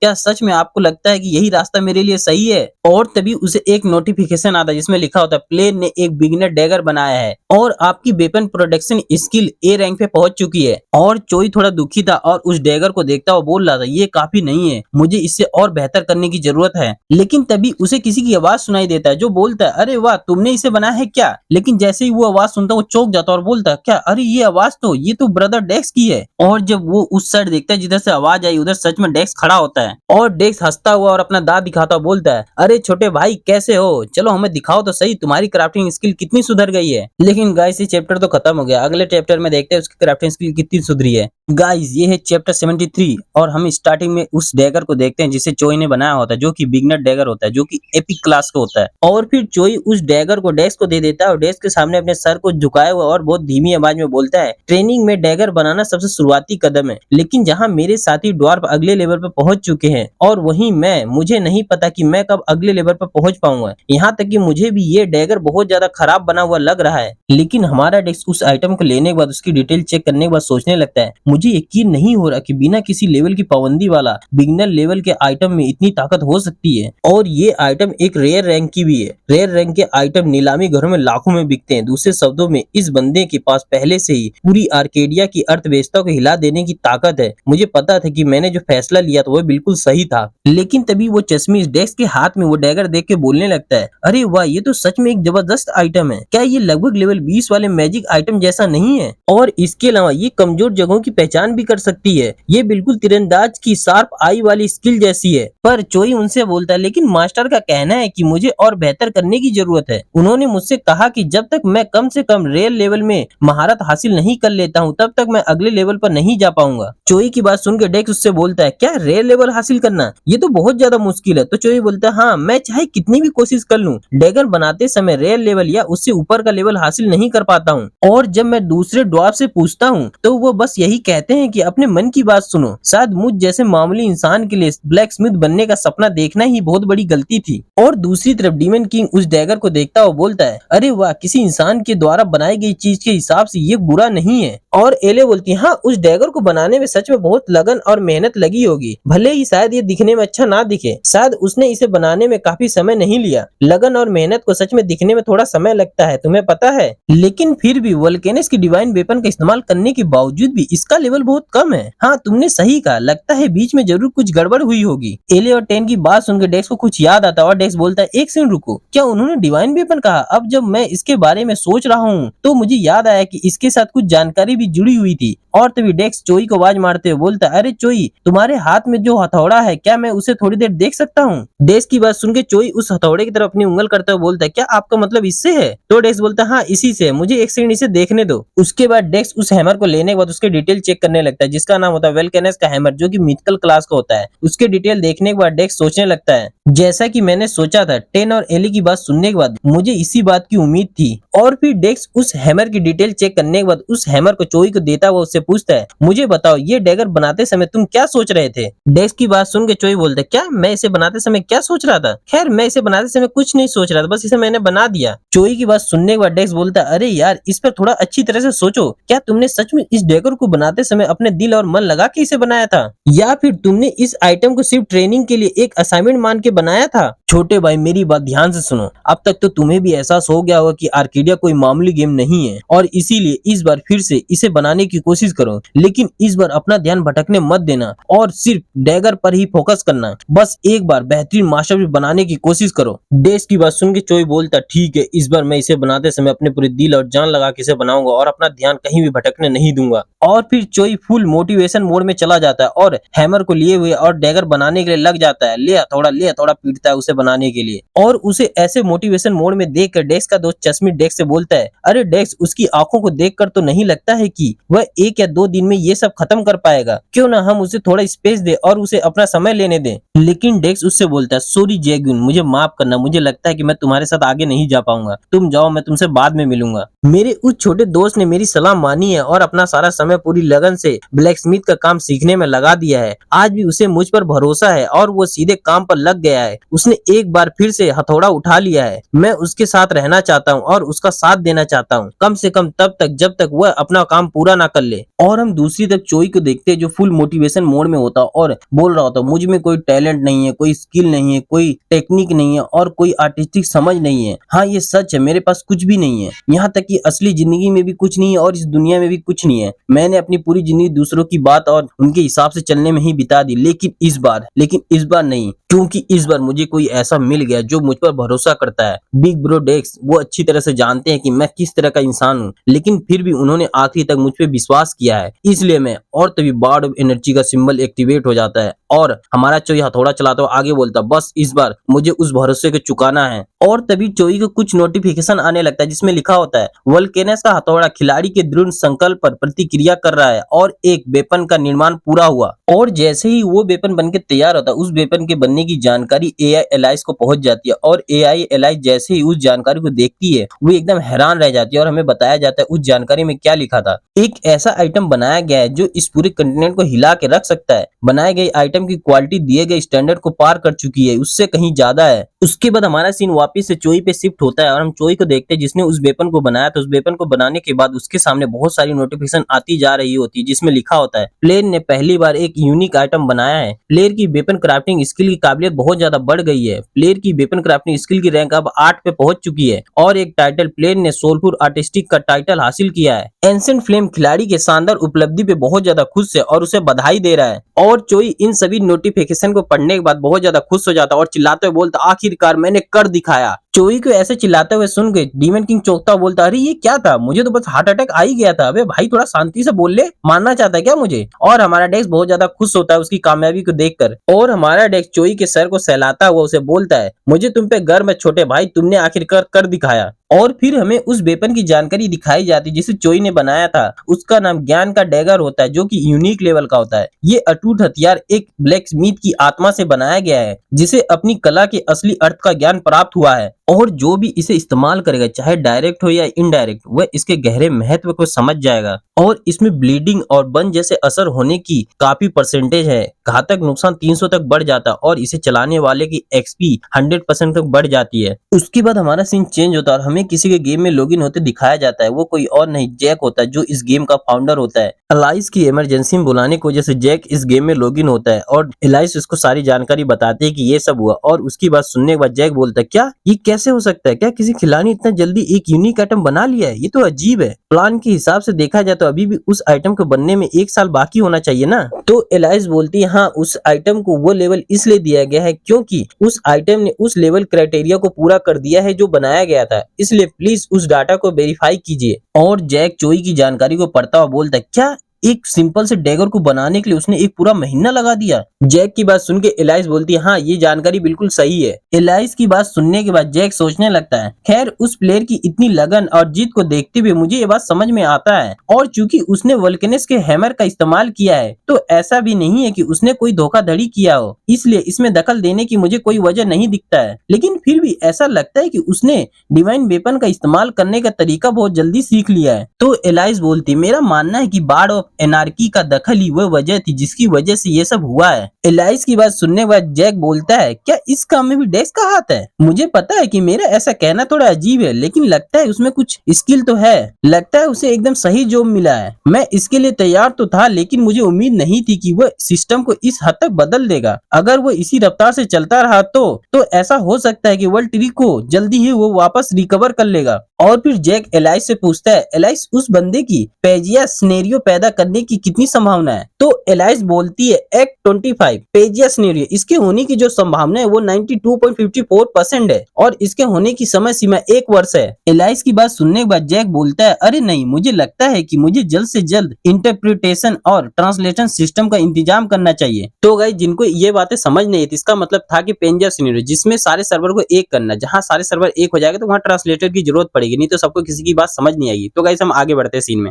उसके बाद हमें 2 नोटिफिकेशन दिखाया जाता है जो कि डेक्स को आया होता है और जिसमें लिखा होता है, आपके साइड किक ने एक वीरतापूर्ण कारनामा कर दिखाया है जिसकी वजह से आपको 1.5 लाख पॉसिबिलिटी प्राप्त हुई है। डेक्स और चोई दोनों बहुत ज्यादा खुश होते हैं और डेक्स उस वेपन को अपने हाथ में पकड़े हुए चोई से बोलता है, बधाई हो छोटे भाई, आखिरकार तुमने आइटम बनाने का सही फॉर्मूला सीख लिया है और चोई बोलता हाँ बिल्कुल बिग ब्रो, वैसे अभी भी मुझे काफी कुछ जानना है, लेकिन कम से कम अब मुझे इसकी समझ तो आ ही गई है। और तभी चोई डेक्स से बोलता है बिग ब्रो डेक्स, मैं इस डैगर को आपको देना चाहता हूँ, प्लीज इस डैगर को आप स्वीकार कर लीजिए। डेक्स चोई की बात सुन के चोई से पूछता है सच में क्या तुम्हें पक्का यकीन है ना? तुम्हें पता है इस आइटम की कीमत कम से कम एक पूरे अपार्टमेंट जितनी है, और वैसा भी नहीं है कि मैं इस आइटम का इस्तेमाल कर पाऊंगा। तो चोई बोलता कोई बात नहीं, आप चाहे तो इसे बेच सकते हैं या किसी और के तोहफे के तौर पे दे सकते हैं। आपने मेरे लिए जो कुछ भी किया है उसके लिए मैं बस इसे आपके तारीफ के तौर पर आपको देना चाहता हूँ। चोई की बात सुन के डेक्स अपने मन में सोचने लगता है पता नहीं क्यों इसे मना करने पर मुझे थोड़ा बुरा लग रहा है। फिर डेक्स चोई से बोलता है ठीक है, अगर तुम कहते हो तो मैं इसे खुशी खुशी स्वीकार कर लेता हूँ। डेक्स की बात सुन के चोई बहुत ज्यादा खुश हो जाता है और बोलता है आपका बहुत बहुत शुक्रिया बिग ब्रो इसे एक्सेप्ट करने के लिए। तो डेक्स बोलता है तो मुझे लगता है कि इसका मतलब ये है कि तुम अभी और यहाँ रहने का प्लान बना रहे हो, है ना? तो चोई बोलता है हाँ बिल्कुल, क्योंकि अभी भी बहुत सारे ऐसे आइटम है जिन्हें मैं बनाना चाहता हूँ। और फिर चोई डेक्स से पूछता है तो फिर अब बिग ब्रो डेक्स आप जा रहे हैं? डेक्स जाता हुआ बोलता हाँ मैं समय समय पर आता रहूंगा, तो इसकी टेंशन मत लेना। अगर तुम्हें मेरी कभी भी याद आए तो मुझे मैसेज करना, मैं तुरंत तुम्हारे पास आ जाऊंगा, तो फिक्र मत करना। और चोई बोलता हाँ मैं जरूर मैसेज करूंगा बिग ब्रो आपको, और एक बार मैं फिर से आपका धन्यवाद करता हूँ। मैं कड़ी मेहनत करने का वादा करता हूँ, मैं आगे और कड़ी मेहनत करता रहूंगा ताकि इससे भी अच्छा कोई वेपन बनाऊं जो आपके सच में यूज आ सके। और तब तक मैं यहाँ से नहीं जाऊंगा जब तक मैं सचमुच आपके काम का ना बन जाऊं। डेक्स उधर से जा रहा था, लेकिन तभी डीमन किंग डेक्स से बोलता है अरे मास्टर आज आप कुछ अलग लग रहे हैं। डेक्स डीमन किंग की बात सुन के डीमन किंग से पूछता है अलग से तुम्हारा क्या मतलब है? तो डीमन किंग बोलता है अलग से मेरा मतलब मैंने जो देखा है, जिस तरह से आप उस बच्चे के साथ पेश आते हैं उससे तो नहीं लगता है कि आपके अंदर दिल नहीं है, लेकिन जिस तरह से आप दूसरे इंसानों को परेशान करते हो वो इतना बुरा होता है कि कभी कभी मुझे भी आपसे डर लगने लगता है मास्टर। डेक्स डीमन किंग की बात सुन के एलो को उठाते हुए बोलता है टेन सच में तुम मुझे क्या समझते हो? पर डीमन किंग बोलता है मास्टर ऐसा मत दिखाओ जैसे कि आपको कुछ नहीं पता है, अगर आप चाहो तो मैं आपकी सारी बुराई का लिस्ट बनाकर दे सकता हूँ। खैर मैं बस ये कहना चाहता हूँ कि आप में थोड़ी बहुत अच्छाई भी है, जिस तरह से आपने बिना किसी उम्मीद के दूसरों को थोड़ा बहुत मदद किया है उसमें आपका वो अजीब दोस्त भी शामिल है जिसकी आपने कुछ समय पहले मदद किया था। वैसे तो पहले ही मैं उस बंदे का फेस पहले ही भूल चुका हूँ, लेकिन जिस मास्टर को मैं जानता हूँ वो बिना किसी फायदे ना होने वाले रिश्ते बनाने जैसी जहमत नहीं उठाते। पर डेक्स बोलता है लेकिन वो लोग मेरे दोस्त हैं और मेरे साथ जब कुछ भी अच्छा होता है तो मेरा मन करता है कि मैं उसे उनके साथ शेयर करूं। लेकिन तुम सही कह रहे हो, मुझे पता नहीं था कि मुझ में ये काबिलियत है। और फिर डेक्स सोचता है बिल्कुल सही, मैं आर्केडिया की दुनिया को जितना ज्यादा एक्सप्लोर करता हूँ मुझे उतना ही ऐसा लगता है कि साथ ही साथ मैं अपने बारे में नई नई बातें भी जान रहा हूँ। और तभी डेक्स टेन और एले से बोलता है मुझे लगता है कि अब उस प्लान को चालू करने का समय आ गया है जिसे हमने पहले बनाया था। डेक्स की बात सुन के एले तो उठ रही होती है और अपनी आंखें मल रही होती है, पर डीमन किंग डेक्स से पूछता है अरे कौन सा प्लान, हमने कब प्लान बनाया? लेकिन हमारा डेक्स धोखेबाज मास्क को लगाता हुआ बोलता है मेरे जैसा इंसान उन लोगों के साथ अच्छा हो सकता है जो मेरे लिए मायने रखते हैं, लेकिन जब बात उन लोगों की आती है जिन्हें मैं पसंद नहीं करता तो मैं ऐसा इंसान हूँ जिसे अपना गुस्सा शांत करने के लिए उन्हें एक जोरदार थप्पड़ मारने की जरूरत पड़ती है। और हमारा डेक्स उस धोखेबाज मास्क को अपने फेस पे लगा रहा होता है, लेकिन उसके पीछे से कुछ लोग डेक्स को देख रहे होते हैं। लेकिन गाइस हमारा चैप्टर इधर खत्म हो गया, तो मिलते हैं नेक्स्ट चैप्टर में। Bye guys. चैप्टर 74 हमें बताया जाता है कि एल्फ और ड्वार के सामने आने से आर्केडिया के जो प्लेयर थे उसमें बहुत बड़ा बदलाव आए। एक दिलचस्प बात ये थी कि ये बदलाव सिर्फ प्लेयर तक ही सीमित नहीं था। और उसके बाद हमें बुलेटिन बोर्ड का सीन दिखाया जाता है जहाँ पे बहुत भीड़ लगी होती है और सारे लोग मिलकर आज की न्यूज देख रहे होते हैं। और न्यूज देखते हुए लोग बातें करे तो ट्रेवलर ने ये कर दिखाया, उन्होंने ड्वार्फ के साथ व्यापार के लिए समझौता कर लिया है। हाँ यार, इसी वजह से इस पूरे महाद्वीप में हलचल मच गई है और महाद्वीप के ज्वेलर्स और रिसर्चर यहाँ तक कि राजा भी सब ड्वार्फ से सामान लेने के लिए पागल हो रहे थे और बोल रहे थे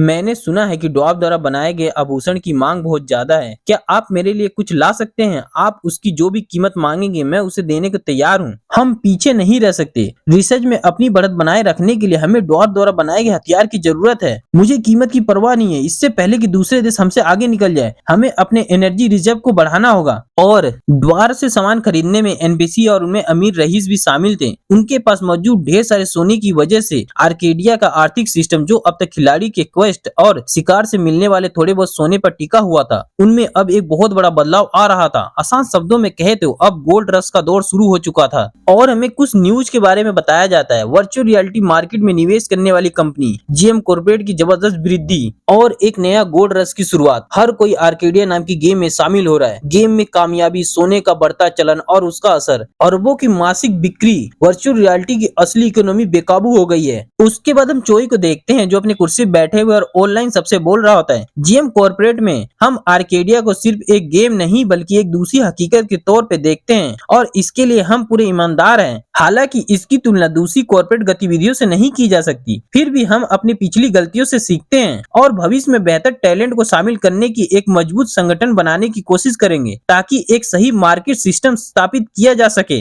उसके बाद हमें जीएम कॉर्पोरेट द्वारा एक पोस्ट को दिखाया जाता है जिसमें लोगों की भर्ती के लिए कुछ डिटेल बताया गया होता है, जिसमें मर्चेंट की 10 पोजीशन खाली थी और मेज की 10 पोजीशन खाली थी और 10 एक्सप्लोरर की पोजीशन खाली थी और उसमें भर्ती होने के लिए उसमें डिटेल भी बताया गया था। तो आप लोग वीडियो को पॉज करके उस डिटेल को पढ़ लेना और अप्लाई कर देना ताकि आप लोग भी उसमें भर्ती हो जाए। और फिर उसके बाद हमें फिर से गेम का सीन दिखाया जाता है और हमारा सीन वापस से डॉट सिटी के एंट्रेंस गेट का सीन पे आता है जहाँ पे बहुत ज्यादा चहल पहल होता है और हमारा डेस्क वहाँ से चलते हुए सोच रहा था। पहले के मुकाबले देखा जाए तो माहौल सच में बहुत ज्यादा बदल गया है। ऐसा लगता है कि उन्होंने कॉर्पोरेट गाइड के रूप में एक सही सिस्टम बना लिया है और अब बिल्कुल सही समय है। अब जल्दी कोई मछली मेरे जाल में आके फंसेगी। और तभी कोई मछली डेस्क के सामने आ जाती है, मतलब कि वो जो पहले कॉर्पोरेट डेस्क को रोक रहे थे उनकी बॉस, और वो डेस्क से बोलती है, अरे तुम, लगता है तुम आखिरकार ये जगह छोड़ रहे हो, क्या तुम्हें अपने गाइड टिकट मिल गया है? और फिर वो अपना हुड हटाती हुई बोलती है, अगर तुम जीएम कॉर्पोरेट के गाइड टिकट लेने के लिए प्लान बना रहे हो तो जल्दी करो, नहीं तो ये जल्दी खत्म हो जाएगा। और हमारा डेस्क अचानक से उसे देख के सोचता है, अबे ये कौन है? बच्चों को डराने की कोशिश कर रही है और मुझे भी इसने डरा दिया। और तभी डेस्क को याद आता है और वो सोचता है, ओ ये खिलाड़ी, ये तो उस समय जीएम कॉर्पोरेट के उस ग्रुप के साथ चल रही थी और शायद ये उस ग्रुप के कॉर्पोरेट की हेड है। लेकिन तभी डेस्क उससे बोलता है, अरे मुझे माफ करना, लेकिन मैं किसी और दूसरी कॉर्पोरेट कंपनी के साथ जाने के सोच रहा हूँ। डेस्क की बात सुन के जीएम कॉर्पोरेट की हेड बोलती है, अच्छा क्या ऐसी बात है? लगता है तुम कुछ ज्यादा अमीर हो, तुमने कम से कम यहाँ लगभग 1 महीना बिता दिया है। क्या तुम उस पाई कॉर्पोरेट के साथ जाने वाले हो, वो छोटी सी कोने वाली दुकान जिसके साथ तुम पिछली बार गए थे?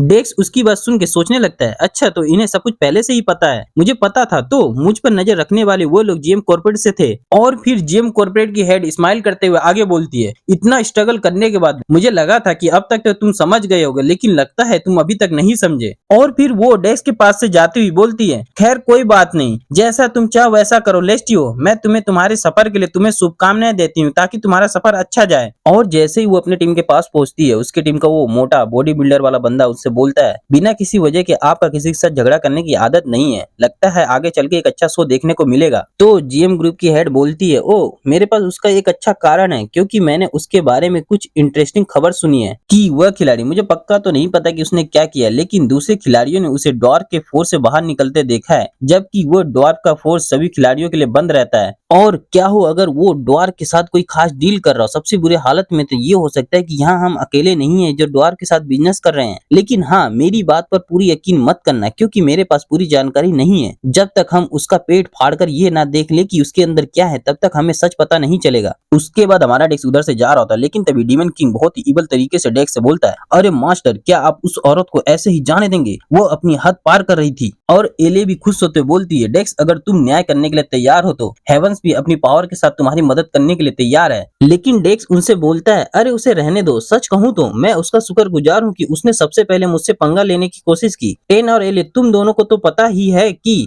आजकल एक कॉर्पोरेट कंपनी का बोलबाला है। टेन और एले डेस्क की बात सुन के सोचते हैं, लगता है ज्यादा देर गुफा में रहने की वजह से डेस्क पगला गया है। पर हमारा डेस्क उनके हाव भाव पे ध्यान नहीं देता और हंसते हुए आगे बोलता है, तो मैं खुद एक कॉर्पोरेट बनाने की सोच रहा हूँ, क्या तुम लोग मेरा प्लान सुनना चाहोगे? और फिर हमारा सीन चेंज होता है और हमें पाई कॉर्पोरेट के एप्पल और लेमन को दिखाया जाता है, जो चिल्लाते हुए बोल रहे थे, ट्रेवल बस टिकट बिक्री के लिए यहाँ उपलब्ध है, सस्ते दाम पर टिकट लीजिए, हम पाई कॉर्पोरेट है, हम गाँव तक सुरक्षित वापसी की गारंटी देते हैं। लेकिन तभी एप्पल कुछ देख के हैरान हो जाता है और बोलता है, अरे ये तो सर लेस्टियो है। और हमारा डेस्क उनके पास आता हुआ और हंसते हुए बोलता है, आपसे दोबारा मिलकर अच्छा लगा, क्या आप लोग मुझे भी एक टिकट बेचेंगे? तो एप्पल बोलता है, हाँ बिल्कुल, हम तो आपको फ्री में ले जाएंगे। और लेमन बोलती है, लेकिन क्या मैं आपसे पूछ सकती हूँ कि आपने हमें ही क्यों चुना? मुझे यकीन है कि आपके साथ तो बड़ी बड़ी कंपनियां आपकी गाइड बनने के लिए लाइन में खड़ी होंगी। तो डेक्स बोलता है, अरे अकेले सफर करना थोड़ा बोरिंग होता है, इसलिए मैंने सोचा कि वापसी के सफर में मुझे किसी के साथ मिल जाए तो अच्छा रहेगा। डेक्स की बात सुनकर उन दोनों का मुंह खुला खुला रह जाता है और वो दोनों सोचते हैं, अबे ये भी कोई बात होती पैसा बर्बाद करने की। उसके बाद डेक्स पाई कॉर्पोरेशन के साथ सफर पे निकल जाता है और तभी रास्ते में चलते हुए एप्पल डेक्स से बोलता है, आपको पता है ड्वार्फ के शहर सैंड ऑफ फोर्स तक जाने के लिए जो रास्ता है उसे गोल्डन रोड कहा जाता है। ये इसलिए कहा जाता है क्योंकि ड्वार्फ द्वारा बनाए गए वेपन की कीमत बहुत ज्यादा है। तो डेक्स बोलता है, हाँ मैंने भी इसके बारे में सुना है, मुझे यकीन है कि आपके बिजनेस को भी इससे फायदा हो रहा होगा, है ना। डेक्स की बात सुन के एप्पल बोलता है, सच कहूँ तो हमें इससे ज्यादा फायदा नहीं हुआ है। अभी जो हम सामान ले जा रहे हैं उससे बाकी सभी खर्च निकालने के बाद हमारे पास ज्यादा कुछ नहीं बचता। इसका मतलब ये है कि इस तरह के व्यापार से अच्छा फायदा कमाने के लिए हमें आते और जाते समय बहुत सारा सामान ले जाने की जरूरत है, लेकिन हमारे पास पैसे की कमी है जिसकी वजह से हम ज्यादा लोगों को काम पे नहीं रख सकते और इसीलिए हम ज्यादा सामान को इधर से उधर नहीं कर पाते, जिसकी वजह से हमें ज्यादा फायदा नहीं होता। एप्पल की बात सुन के डेक्स सोचते हुए बोलता है, तो आपका मतलब ये है कि आपके पास जितना ज्यादा स्टाफ होगा आप उतने ही ज्यादा चीजों को इधर से उधर ले जा पाएंगे और ज्यादा स्टाफ को मैनेज करने के लिए आपको एक बड़े बिजनेस की जरूरत होगी जैसे कि जीएम कॉर्पोरेट करती है। तो एप्पल बोलता है, हाँ आप सही कह रहे हैं, ड्वार्फ के साथ जो मौजूदा व्यापारिक अर्थव्यवस्था है उस पर जीएम कॉर्पोरेट का पूरा कंट्रोल है और आजकल सही स्टाफ की भर्ती करना तो बहुत दूर की बात है बल्कि सही लेन देन की उम्मीद करना भी बहुत मुश्किल है।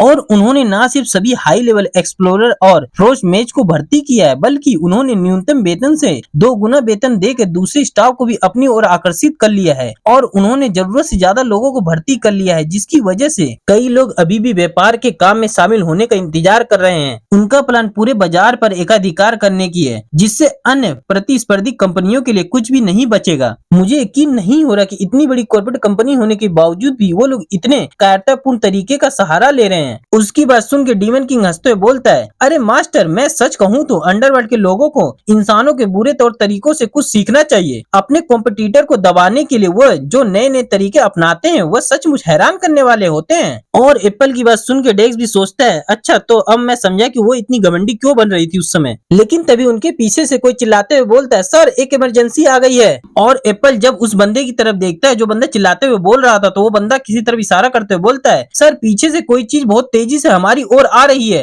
एप्पल उसकी बात सुन के उससे पूछता है, क्या वो कोई मोस्टर है। तो वो बंदा बोलता है, नहीं वो कुछ लोगों का ग्रुप है जो हमारी तरफ बहुत तेजी से आ रहा है। एप्पल उन लोगों को ऐसे आता हुआ देखकर बोलता है, अरे इन लोगों का दिमाग खराब हो गया है क्या, ले मेरे रेगिस्तान में भी इतनी बड़ी भीड़ को लेकर और रेप्टर की सवारी करते हुए ये लोग क्या सोच रहे हैं। डेक्स एप्पल की बात सुन के एप्पल से पूछता है, क्या हुआ इसमें कुछ गड़बड़ है क्या। तो एप्पल बताता है, यहाँ कभी भी तेज रफ्तार से गाड़ी नहीं चलाना चाहिए क्योंकि इससे जमीन के नीचे सोए हुए बिच्छू जाग जाते हैं और वो कभी भी अटैक कर सकते हैं। उन बेवकूफों को नहीं पता कि वो क्या कर रहे हैं। एप्पल की बात सुन के डेक्स बोलता है, अच्छा ऐसा है क्या, लेकिन देखने से तो ऐसा लग रहा है जैसे कि वो लोग किसी वजह से हमारी तरफ ही आ रहे हैं। और गाइस ये वही जीएम कॉर्पोरेट के लोग होते जो पहले डेक्स को रोकने की कोशिश कर रहे थे और वो फुल स्पीड में मतलब पाइक कॉर्पोरेट की तरफ भागते हुए आ रहे थे। और जैसे ही उनकी लीडर पाइक कॉर्पोरेट को देखती है तो अपनी टीम से बोलती है, हमने उन्हें ढूंढ लिया, चलो जल्दी उन्हें पकड़ते हैं, आज मोटा माल हाथ लगने वाला है। और जैसे ही डेक्स उन्हें पहचानता है, डेक्स ईबल से स्माइल करते हुए एप्पल से पूछता है, हे एप्पल क्या ये लोग रेगिस्तान में रहने वाले डाकू हैं। पहले तो एप्पल डेक्स को ऐसे ईबल से स्माइल करते हुए देख के हैरान हो जाता है, लेकिन फिर भी एप्पल बोलता है, नहीं सर कम से कम मुझे तो ऐसा कुछ नहीं पता और मुझे ऐसा नहीं लगता कि यहाँ कोई भी चोरी करके जीएम कॉर्पोरेट का नाराज करना चाहेगा। उसकी बात सुन के डेक्स बोलता है, अच्छा ऐसा है क्या,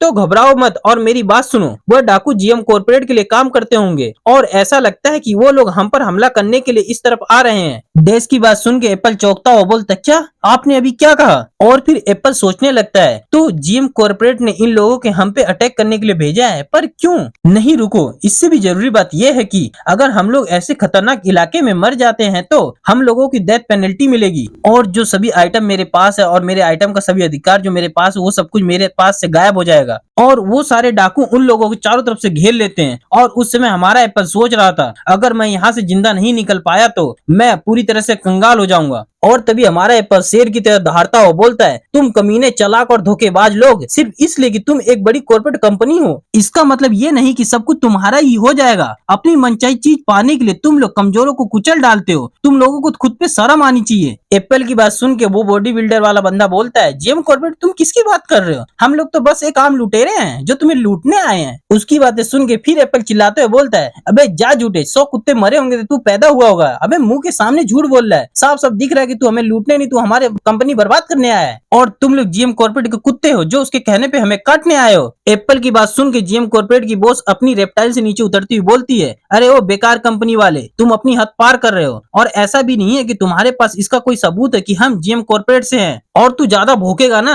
गेम तो छोड़, असल जिंदगी में भी तेरी जिंदगी हम बर्बाद कर देंगे, समझा। और फिर ये बोलने के बाद वो मुंह फाड़ के हंसने लग जाती है, हा हा हा। एप्पल उनकी बॉस की बात सुन के बहुत ज्यादा गुस्सा होने लगता है, लेकिन कुछ बोलने की हिम्मत नहीं कर पाता। और तभी उनके टीम में जो कांटे जैसे बाल वाला बंदा होता है वो बोलता है, मुझे यकीन नहीं हो रहा कि कोई ऐसा बेकार प्लेयर भी होगा जो तुम जैसी घटिया कॉर्पोरेट कंपनी का इस्तेमाल करेगा। और फिर वो बंदा डेस्क को देखता हुआ बोलता है, मुझे ये कहते हुए बुरा लग रहा है दोस्त, लेकिन आज तुम्हारा दिन नहीं है, तुम्हें इन लोगों के बजाय किसी बेहतर कॉर्पोरेट कंपनी के साथ जाना चाहिए था मेरे दोस्त। उसकी बात सुन के डेस्क बोलता है, अच्छा ऐसा है क्या। और तभी डेस्क एप्पल के पास जाके स्माइल करता हुआ एप्पल से बोलता है, अरे एप्पल, जिस रफ्तार से ये चीजें चल रही है उनके सामने तो हमारा कोई चांस ही नहीं है ना। डेस्क की बात सुन के एप्पल अजीब सा मुंह बनाते हुए बोलता है, हाँ मुझे कहते हुए थोड़ा अजीब लग रहा है, लेकिन तुम्हारी बात में दम है, हम बिना लड़े ही खत्म हो जाएंगे। और तभी डेस्क एप्पल के कंधा पकड़ते हुए बोलता है, अगर ऐसी ही बात है तो। और फिर डेस्क स्माइल करते हुए बोलता है, तो तुम मेरे ऑफर के बारे में क्या सोचते हो, क्या उसमें इन्वेस्ट करना चाहते हो। डेस्क की बात सुन के एप्पल बोलता है, अरे कैसा इन्वेस्टमेंट, पहले उसके बारे में कुछ बताओ तो सही। लेकिन हमारा डेस्क उसकी बात का जवाब नहीं देता, बल्कि उसके बदले डिवाइन डिसीजन स्किल का इस्तेमाल करता है और दी लेजेंडरी नाइट फ्रान दी ग्लोरियस नाइट को चुनता है। और जैसे ही डेस्क फ्रान दी ग्लोरियस नाइट को चुनता है, वहां पे बहुत ज्यादा गोल्डन कलर की रोशनी दिखने लगती है, जिसकी वजह से उनके वो रेप्टिल्स घबराने लगते हैं। और उस रोशनी की वजह से बाकी सारे बंदे सही से देख नहीं पा रहे थे और पीछे हट रहे होते हैं। और जो वो कांटे जैसे बाल वाला बंदा होता है वो बोल रहा था, अरे ये क्या हो रहा है, यहाँ क्या चल रहा है, वो प्लेयर वो आखिर है कौन। और उनकी बॉस स्माइल करते हुए बोलती है, मैं तो पहले से ही जानती थी कि वो कोई नॉर्मल प्लेयर नहीं है, चलो अब टाइम हो गया, अब हमें दिखाओ कि तुम असल में हो कौन। और तभी हमारा डेस्क एप्पल को आवाज मारते हुए बोलता है, एप्पल, तुमने कहा था कि तुम्हें जीएम कॉर्पोरेट की दादागिरी बिल्कुल पसंद नहीं है ना। और फिर डेस्क अपने मास्क को उतारता हुआ बोलता है, तो कैसा रहेगा अगर मैं तुम्हारी कंपनी में निवेश करूं, क्या तुम अपना बिजनेस बढ़ाना चाहते हो, मैं तुम्हारी कंपनी को आर्केडिया की सबसे बड़ी कंपनी बना दूंगा। और जैसे ही डेस्क अपना धोखेबाज मास्क को हटाता है, एप्पल डेस्क का असली चेहरा देख के हैरान हो जाता है और डेस्क को देखता हुआ बोलता है, तुम तो डेस्क हो। और गाइस हमारा चैप्टर डेस्क को देखते हुए खत्म हो जाता है। चैप्टर 75। हमारा डेस्क सील्ड और उस तलवार को लिए हुए सीधे उनकी तरफ बढ़ता हुआ आ रहा था और जीएम कॉर्पोरेट के लोग डेस्क को देख के सोच रहे थे, डेस्क जरा रुको, क्या ये वही डेस्क है जो बम्बू स्पेयर टूर्नामेंट वाले कंपटीशन में दिखा था, ये वही वाला डेस्क कैसे हो सकता है। और हमारा डेस्क उस तलवार को अपने कंधे पे लिए हुए बोलता है, अब समय आ गया है कि तुम गधों को सबक सिखाया जाए, तुम्हें ये सीख लेना चाहिए कि पंगा लेने से पहले ये जान लेना चाहिए कि तुम्हारे सामने कौन है। पर जो जीएम कॉर्पोरेट के लोग थे वो डेस्क को देखते हुए बोल रहे थे, अरे ये क्या हो रहा है, मैं कसम खा के कह रहा हूँ जब हमने उसे चेक किया था तो वो डेस्क नहीं था, ये इम्पॉसिबल है, वो डेस्क कैसे हो सकता है, वो कैसे डेस्क में बदल गया। तो उनकी बॉस बोलती है, लगता है हम एक बहुत बड़ी मुसीबत में फंस गए हैं। और तभी उनका साथी पूछता है, तो अब हम क्या करें बॉस। तो उनकी बॉस अपनी तलवार डेस्क के सामने करती हुई बोलती है, अरे घबराओ मत, ये कोई बम्बू स्पेयर टूर्नामेंट नहीं है और वो यहाँ हमारा अकेले ही सामना करने वाला है और हम उसे सांस लेने का मौका दिए बिना ही उसे खत्म कर देंगे। और तभी उनकी बॉस चिल्लाते हुए बोलती है, चलो अटैक करो, चलो उसे एक ही बार में खत्म कर देते हैं। और हमारा डेस्क उनकी बॉस का भाषण सुनने के बाद सोचने लगता है, आ जाओ और मुझे दिखाओ कि तुम लोग क्या कर सकते हो। और जैसे ही उनको उनके बॉस का आदेश मिलता है वो लोग भी अपना स्किल यूज करने शुरू कर देते हैं, प्लेयर को कमजोर करने वाला स्किल। और वो लोग डेस्क को इतना कमजोर करना चाहते हैं ताकि वो डेस्क को आसानी से हरा सके। और वो लोग यूज करते हैं instead, weakness, fluttering step, infinity chaos, ऐसे ही बहुत सारे वो लोग स्किल डेस्क के ऊपर यूज कर रहे थे। और हमारा डेस्क खड़े खड़े उनके सभी स्किल को देख रहा था कि वो लोग कैसे स्किल यूज कर रहे हैं मुझे कमजोर करने के लिए। इतने सारे भीड़ मतलब इतनी सारी जनसंख्या होने के बाद भी उनके पास फिर भी वो लोग मुझ पे अटैक करने से डर रहे हैं, कितनी फट रही है उनकी। लेकिन वो लोग जो भी स्किल मुझ पर यूज कर रहे हैं मुझे कमजोर करने के लिए, उन लोगों की ये नहीं पता कि वो सारी स्किल मुझ पे काम नहीं करेगा, क्योंकि फरहान की जो स्किल है वो सब इन सभी स्किलों से बचाता है। इसलिए हमारा डेस्क चुपचाप उनको देख रहा होता है कि वो लोग क्या कर रहे हैं और वो लोग अपने ऊपर भी स्किल यूज करते हैं अपने सारी स्किल को बफ करने के लिए। और जैसे ही उनका ये सारे कार्यक्रम खत्म होता है, उनकी जो बॉस होती है वो कहती है, चलो ठीक है अब उस पे अटैक कर दो, छोड़ना नहीं उसे, चलो उसे दिखा देते कि हमने भी अपने हाथ में चूड़ियां चूड़ियां नहीं पहन रखे हैं। और जैसे ही उन्हें उनके बॉस का आदेश मिलता है वो लोग कुत्ते की तरह डेस्क पे टूट पड़ते हैं। वो लोग अपने हथियार को लिए हुए डेस्क पे ऊपर अटैक कर देते हैं और वो जैसे वो डेस्क ऊपर अटैक करते हैं वहां पे एक बहुत बड़ा धमाका होता है। लेकिन उनके अटैक से सिर्फ धमाका होता है लेकिन डेस्क को कुछ नहीं होता और हमारा डेस्क स्माइल करते हुए बोलता है, अरे वाह बिल्कुल शानदार, तुम लोगों ने डीबग और बफ स्किल का एक बहुत ही बढ़िया कॉम्बिनेशन दिखाया, वो भी बिल्कुल सही समय पे, बिल्कुल शानदार। एक बड़ी कॉर्पोरेट कंपनी जीएम ग्रुप के स्टाफ से ऐसी ही उम्मीद थी मुझे। लेकिन मुझे ये कहते हुए बुरा लग रहा है कि तुम लोगों के लिए एक बहुत ही बुरी खबर, तुम्हें पता है मेरा जो डिफेंस है अगर तुम जैसे 100 और आ जाए तब भी उसे तोड़ना नामुमकिन है। और जब वो लोग डेस्क को ऐसे ही बिना डैमेज के खड़े देखते हैं वो लोग बोलते हैं, अरे उसने हमारे कॉम्बो अटैक को रोक दिया, लेकिन डीबग का असर तो होना चाहिए था ना उस पर, तब तेरी की आखिर उसकी डिफेंस पावर कितनी ज्यादा है। और हमारा डेस्क खड़े खड़े बोलता है, अरे तुम्हें समझ नहीं आया कि मेरी डिफेंस कितना ज्यादा है, अगर तुम मुझे एक ही हिट में मारना चाहते हो तो तुम अपने जैसे लगभग 100 लोगों को एक साथ लाना चाहिए था और लगातार गोलियां चलानी चाहिए थी, शायद मेरी डिफेंस टूटने का एक चांस होता। डेक्स ऐसे ही उनकी टीम के साथ बकबक करता जा रहा था लेकिन जो उनकी बॉस होती वो किसी स्किल का यूज करती है और स्किल का यूज करके अचानक से डेक्स के पीछे आ जाती है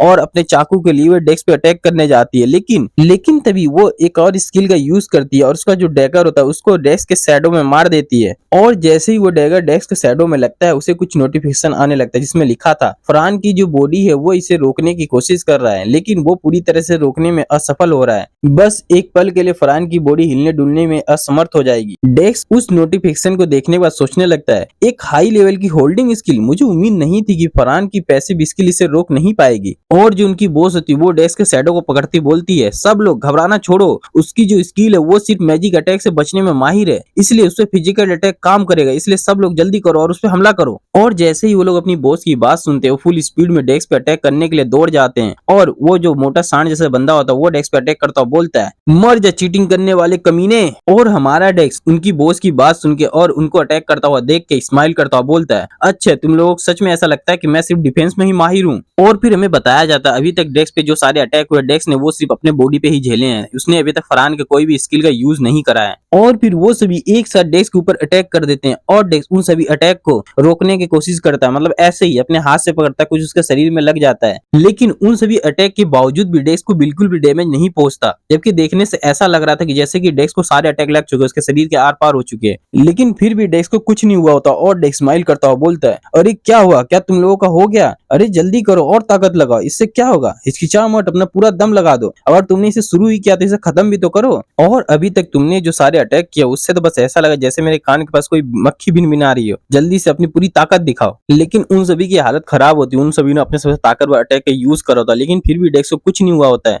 और डेक्स जैसे पहले उनके सामने खड़ा था वैसे ही अब भी उनके सामने ही खड़ा है। और जो डैगर डेक्स के शैडो में पड़ा हुआ होता है, डेक्स की शैडो अचानक से वहां से हटने लगती है और जैसे ही वो हटती है वो डैगर अचानक से हवा मुड़ने लगता है और उस डैगर को उड़ते हुए देख के जो उनकी बॉस होती है वो सोचने लगती है, ये कैसे हो सकता है, ये तो पागलपन है, मेरी स्किल इस पे काम क्यों नहीं कर रही और ये सिचुएशन हमारी तरफ उल्टी कैसे हो गई है, सच में हमारे और उसके बीच लेवल की डिफरेंस कितना ज्यादा हो सकता है। और जब उनकी बॉस ये सब सोच रही थी तभी उनके जो टीममेट होते हैं वो बोलने लगते हैं, बॉस हमें लगता है कि उससे जीतना बहुत ज्यादा मुश्किल होगा। तो दूसरा बंदा बोलता है, हाँ बॉस हमें समय रहते ही यहाँ से पीछे हट जाना चाहिए, हम उससे नहीं जीत सकते। उनकी बॉस उनकी बात सुन के सोचने लगती है, अरे इन बेवकूफों का दिमाग खराब हो गया क्या, उन लोगों को कैसे लगता है कि हम इस जैसे मॉन्स्टर से कैसे बच के निकल सकते हैं। और फिर हमारा डेक्स बोलता है, ठीक है लगता है तुम लोगों ने अपने सभी समय का इस्तेमाल कर लिया है, ठीक है फिर अब मेरा समय अटैक करने का। और फिर हमारा डेक्स उन पे अटैक करने के लिए अपनी तलवार को ऊपर उठाता और जैसे ही वो अपनी तलवार को ऊपर उठाता उसके अंदर से बहुत ज्यादा रोशनी आने लगती है और वो रोशनी हवा के मतलब आसमान तक जाने लगती है और उस रोशनी से जो उनके सामने खड़े होते हैं वो लोग भी घबराने लगते हैं कि ये सब क्या हो रहा है। और फिर हमारा डेक्स उन पे अटैक करता हुआ और इवल से स्माइल करता हुआ बोलता है, अब समय आ गया है तुम लोगों को सबक सिखाने का, चलो अब कुछ मजा किया जाए। और फिर डेक्स अपनी तलवार से उनके ऊपर अटैक कर देता है और उस अटैक से वहां पे बहुत बड़ा धमाका होता है और उस एक अटैक से ही वो सभी जीएम कॉर्पोरेट के लोग एक ही बार में खत्म हो जाते हैं और यहाँ तक कि उनकी एक हड्डी भी नहीं बचती भाई, एक ही बार में धूल में बदल जाते हैं। क्या ही खतरनाक अटैक था वो। और उनके मरते ही डेस्क के पास बहुत सारी नोटिफिकेशन आने लगते हैं जिसमें लिखा रहता है, आपने संदिग्ध चोरों के गिरोह का सफाया कर दिया है, आपने ये अपने आत्मरक्षा के लिए किया है इसलिए आपको कोई भी पीके पेनल्टी नहीं दी जाएगी, और आपने एक लेजेंडरी नाइट फरहान की स्किल का यूज करा इसलिए आपसे 9231 पॉसिबिलिटी पॉइंट काट लिया गया है। और हमारा डेस्क उन सभी नोटिफिकेशन को देखने के बाद लास्ट वाले नोटिफिकेशन पर रिएक्शन देता है, क्या बस इतनी पॉसिबिलिटी खर्च हुआ है? मुझे लगा कि और ज्यादा खर्च होगा। लेकिन तभी एले हंसती हुई बोलती है, अरे उन जैसे छोटी मछली को मारने के लिए तुम्हें क्या लगता है तुम्हें कितनी ज्यादा पॉसिबिलिटी खर्च करनी पड़ेगी? खैर बात यह है कि तुम अपनी शक्ति कैसे इस्तेमाल करते हो, और उससे भी ज्यादा जरूरी बात यह है कि तुम अपनी शक्ति किसके खिलाफ करते हो। जब तुमने लेवल 160 के बिच्छू से सामना किया था तब तुम्हें कई हजार पॉसिबिलिटी पॉइंट खर्च करने की जरूरत पड़ी थी। अच्छा ठीक है, मैं तुम्हें सच बताती हूँ डेक्स, मैंने तुम्हें डिस्काउंट दिया था, बस इतना ही, क्योंकि तुमने अच्छे लोगों को बचाने के लिए बुरे लोगों को मारा था, और मैं एक आर्कएंजल होने के नाते ऐसे ही खड़े होकर नहीं देख सकी तुम कैसे अच्छे लोगों को बचाने के लिए बुरे लोगों का सामना कर रहे हो, इसलिए मैंने तुम्हें डिस्काउंट दिया था, ठीक है। और हमारा डेक्स और एले ऐसी बातें कर रहे थे, लेकिन दूर खड़ा एप्पल उनको देखते हुए सोच रहा था मैं उनको कैसे बुलाऊं, और फिर एप्पल आवाज मारते हुए बोलता है, हेलो सर डेक्स। और फिर हमारा डेक्स एप्पल की आवाज सुन के एप्पल की तरफ देखने लगता है, और फिर एप्पल और लेमन डेक्स से बोलते हैं, सर आपका बहुत बहुत धन्यवाद, अगर आप ना होते तो हम एक बहुत बड़ी मुसीबत में होते और हमें बहुत ज्यादा नुकसान होता। और फिर लेमन बोलती है, बिल्कुल सही सर, हम आपकी इस मेहरबानी का बदला कैसे चुका सकते हैं, क्या आप बता सकते हैं? हम जो कर सकते हैं हम पक्का आपके लिए वो करने की कोशिश करेंगे सर, बस एक बार आप बताइए आपको क्या चाहिए।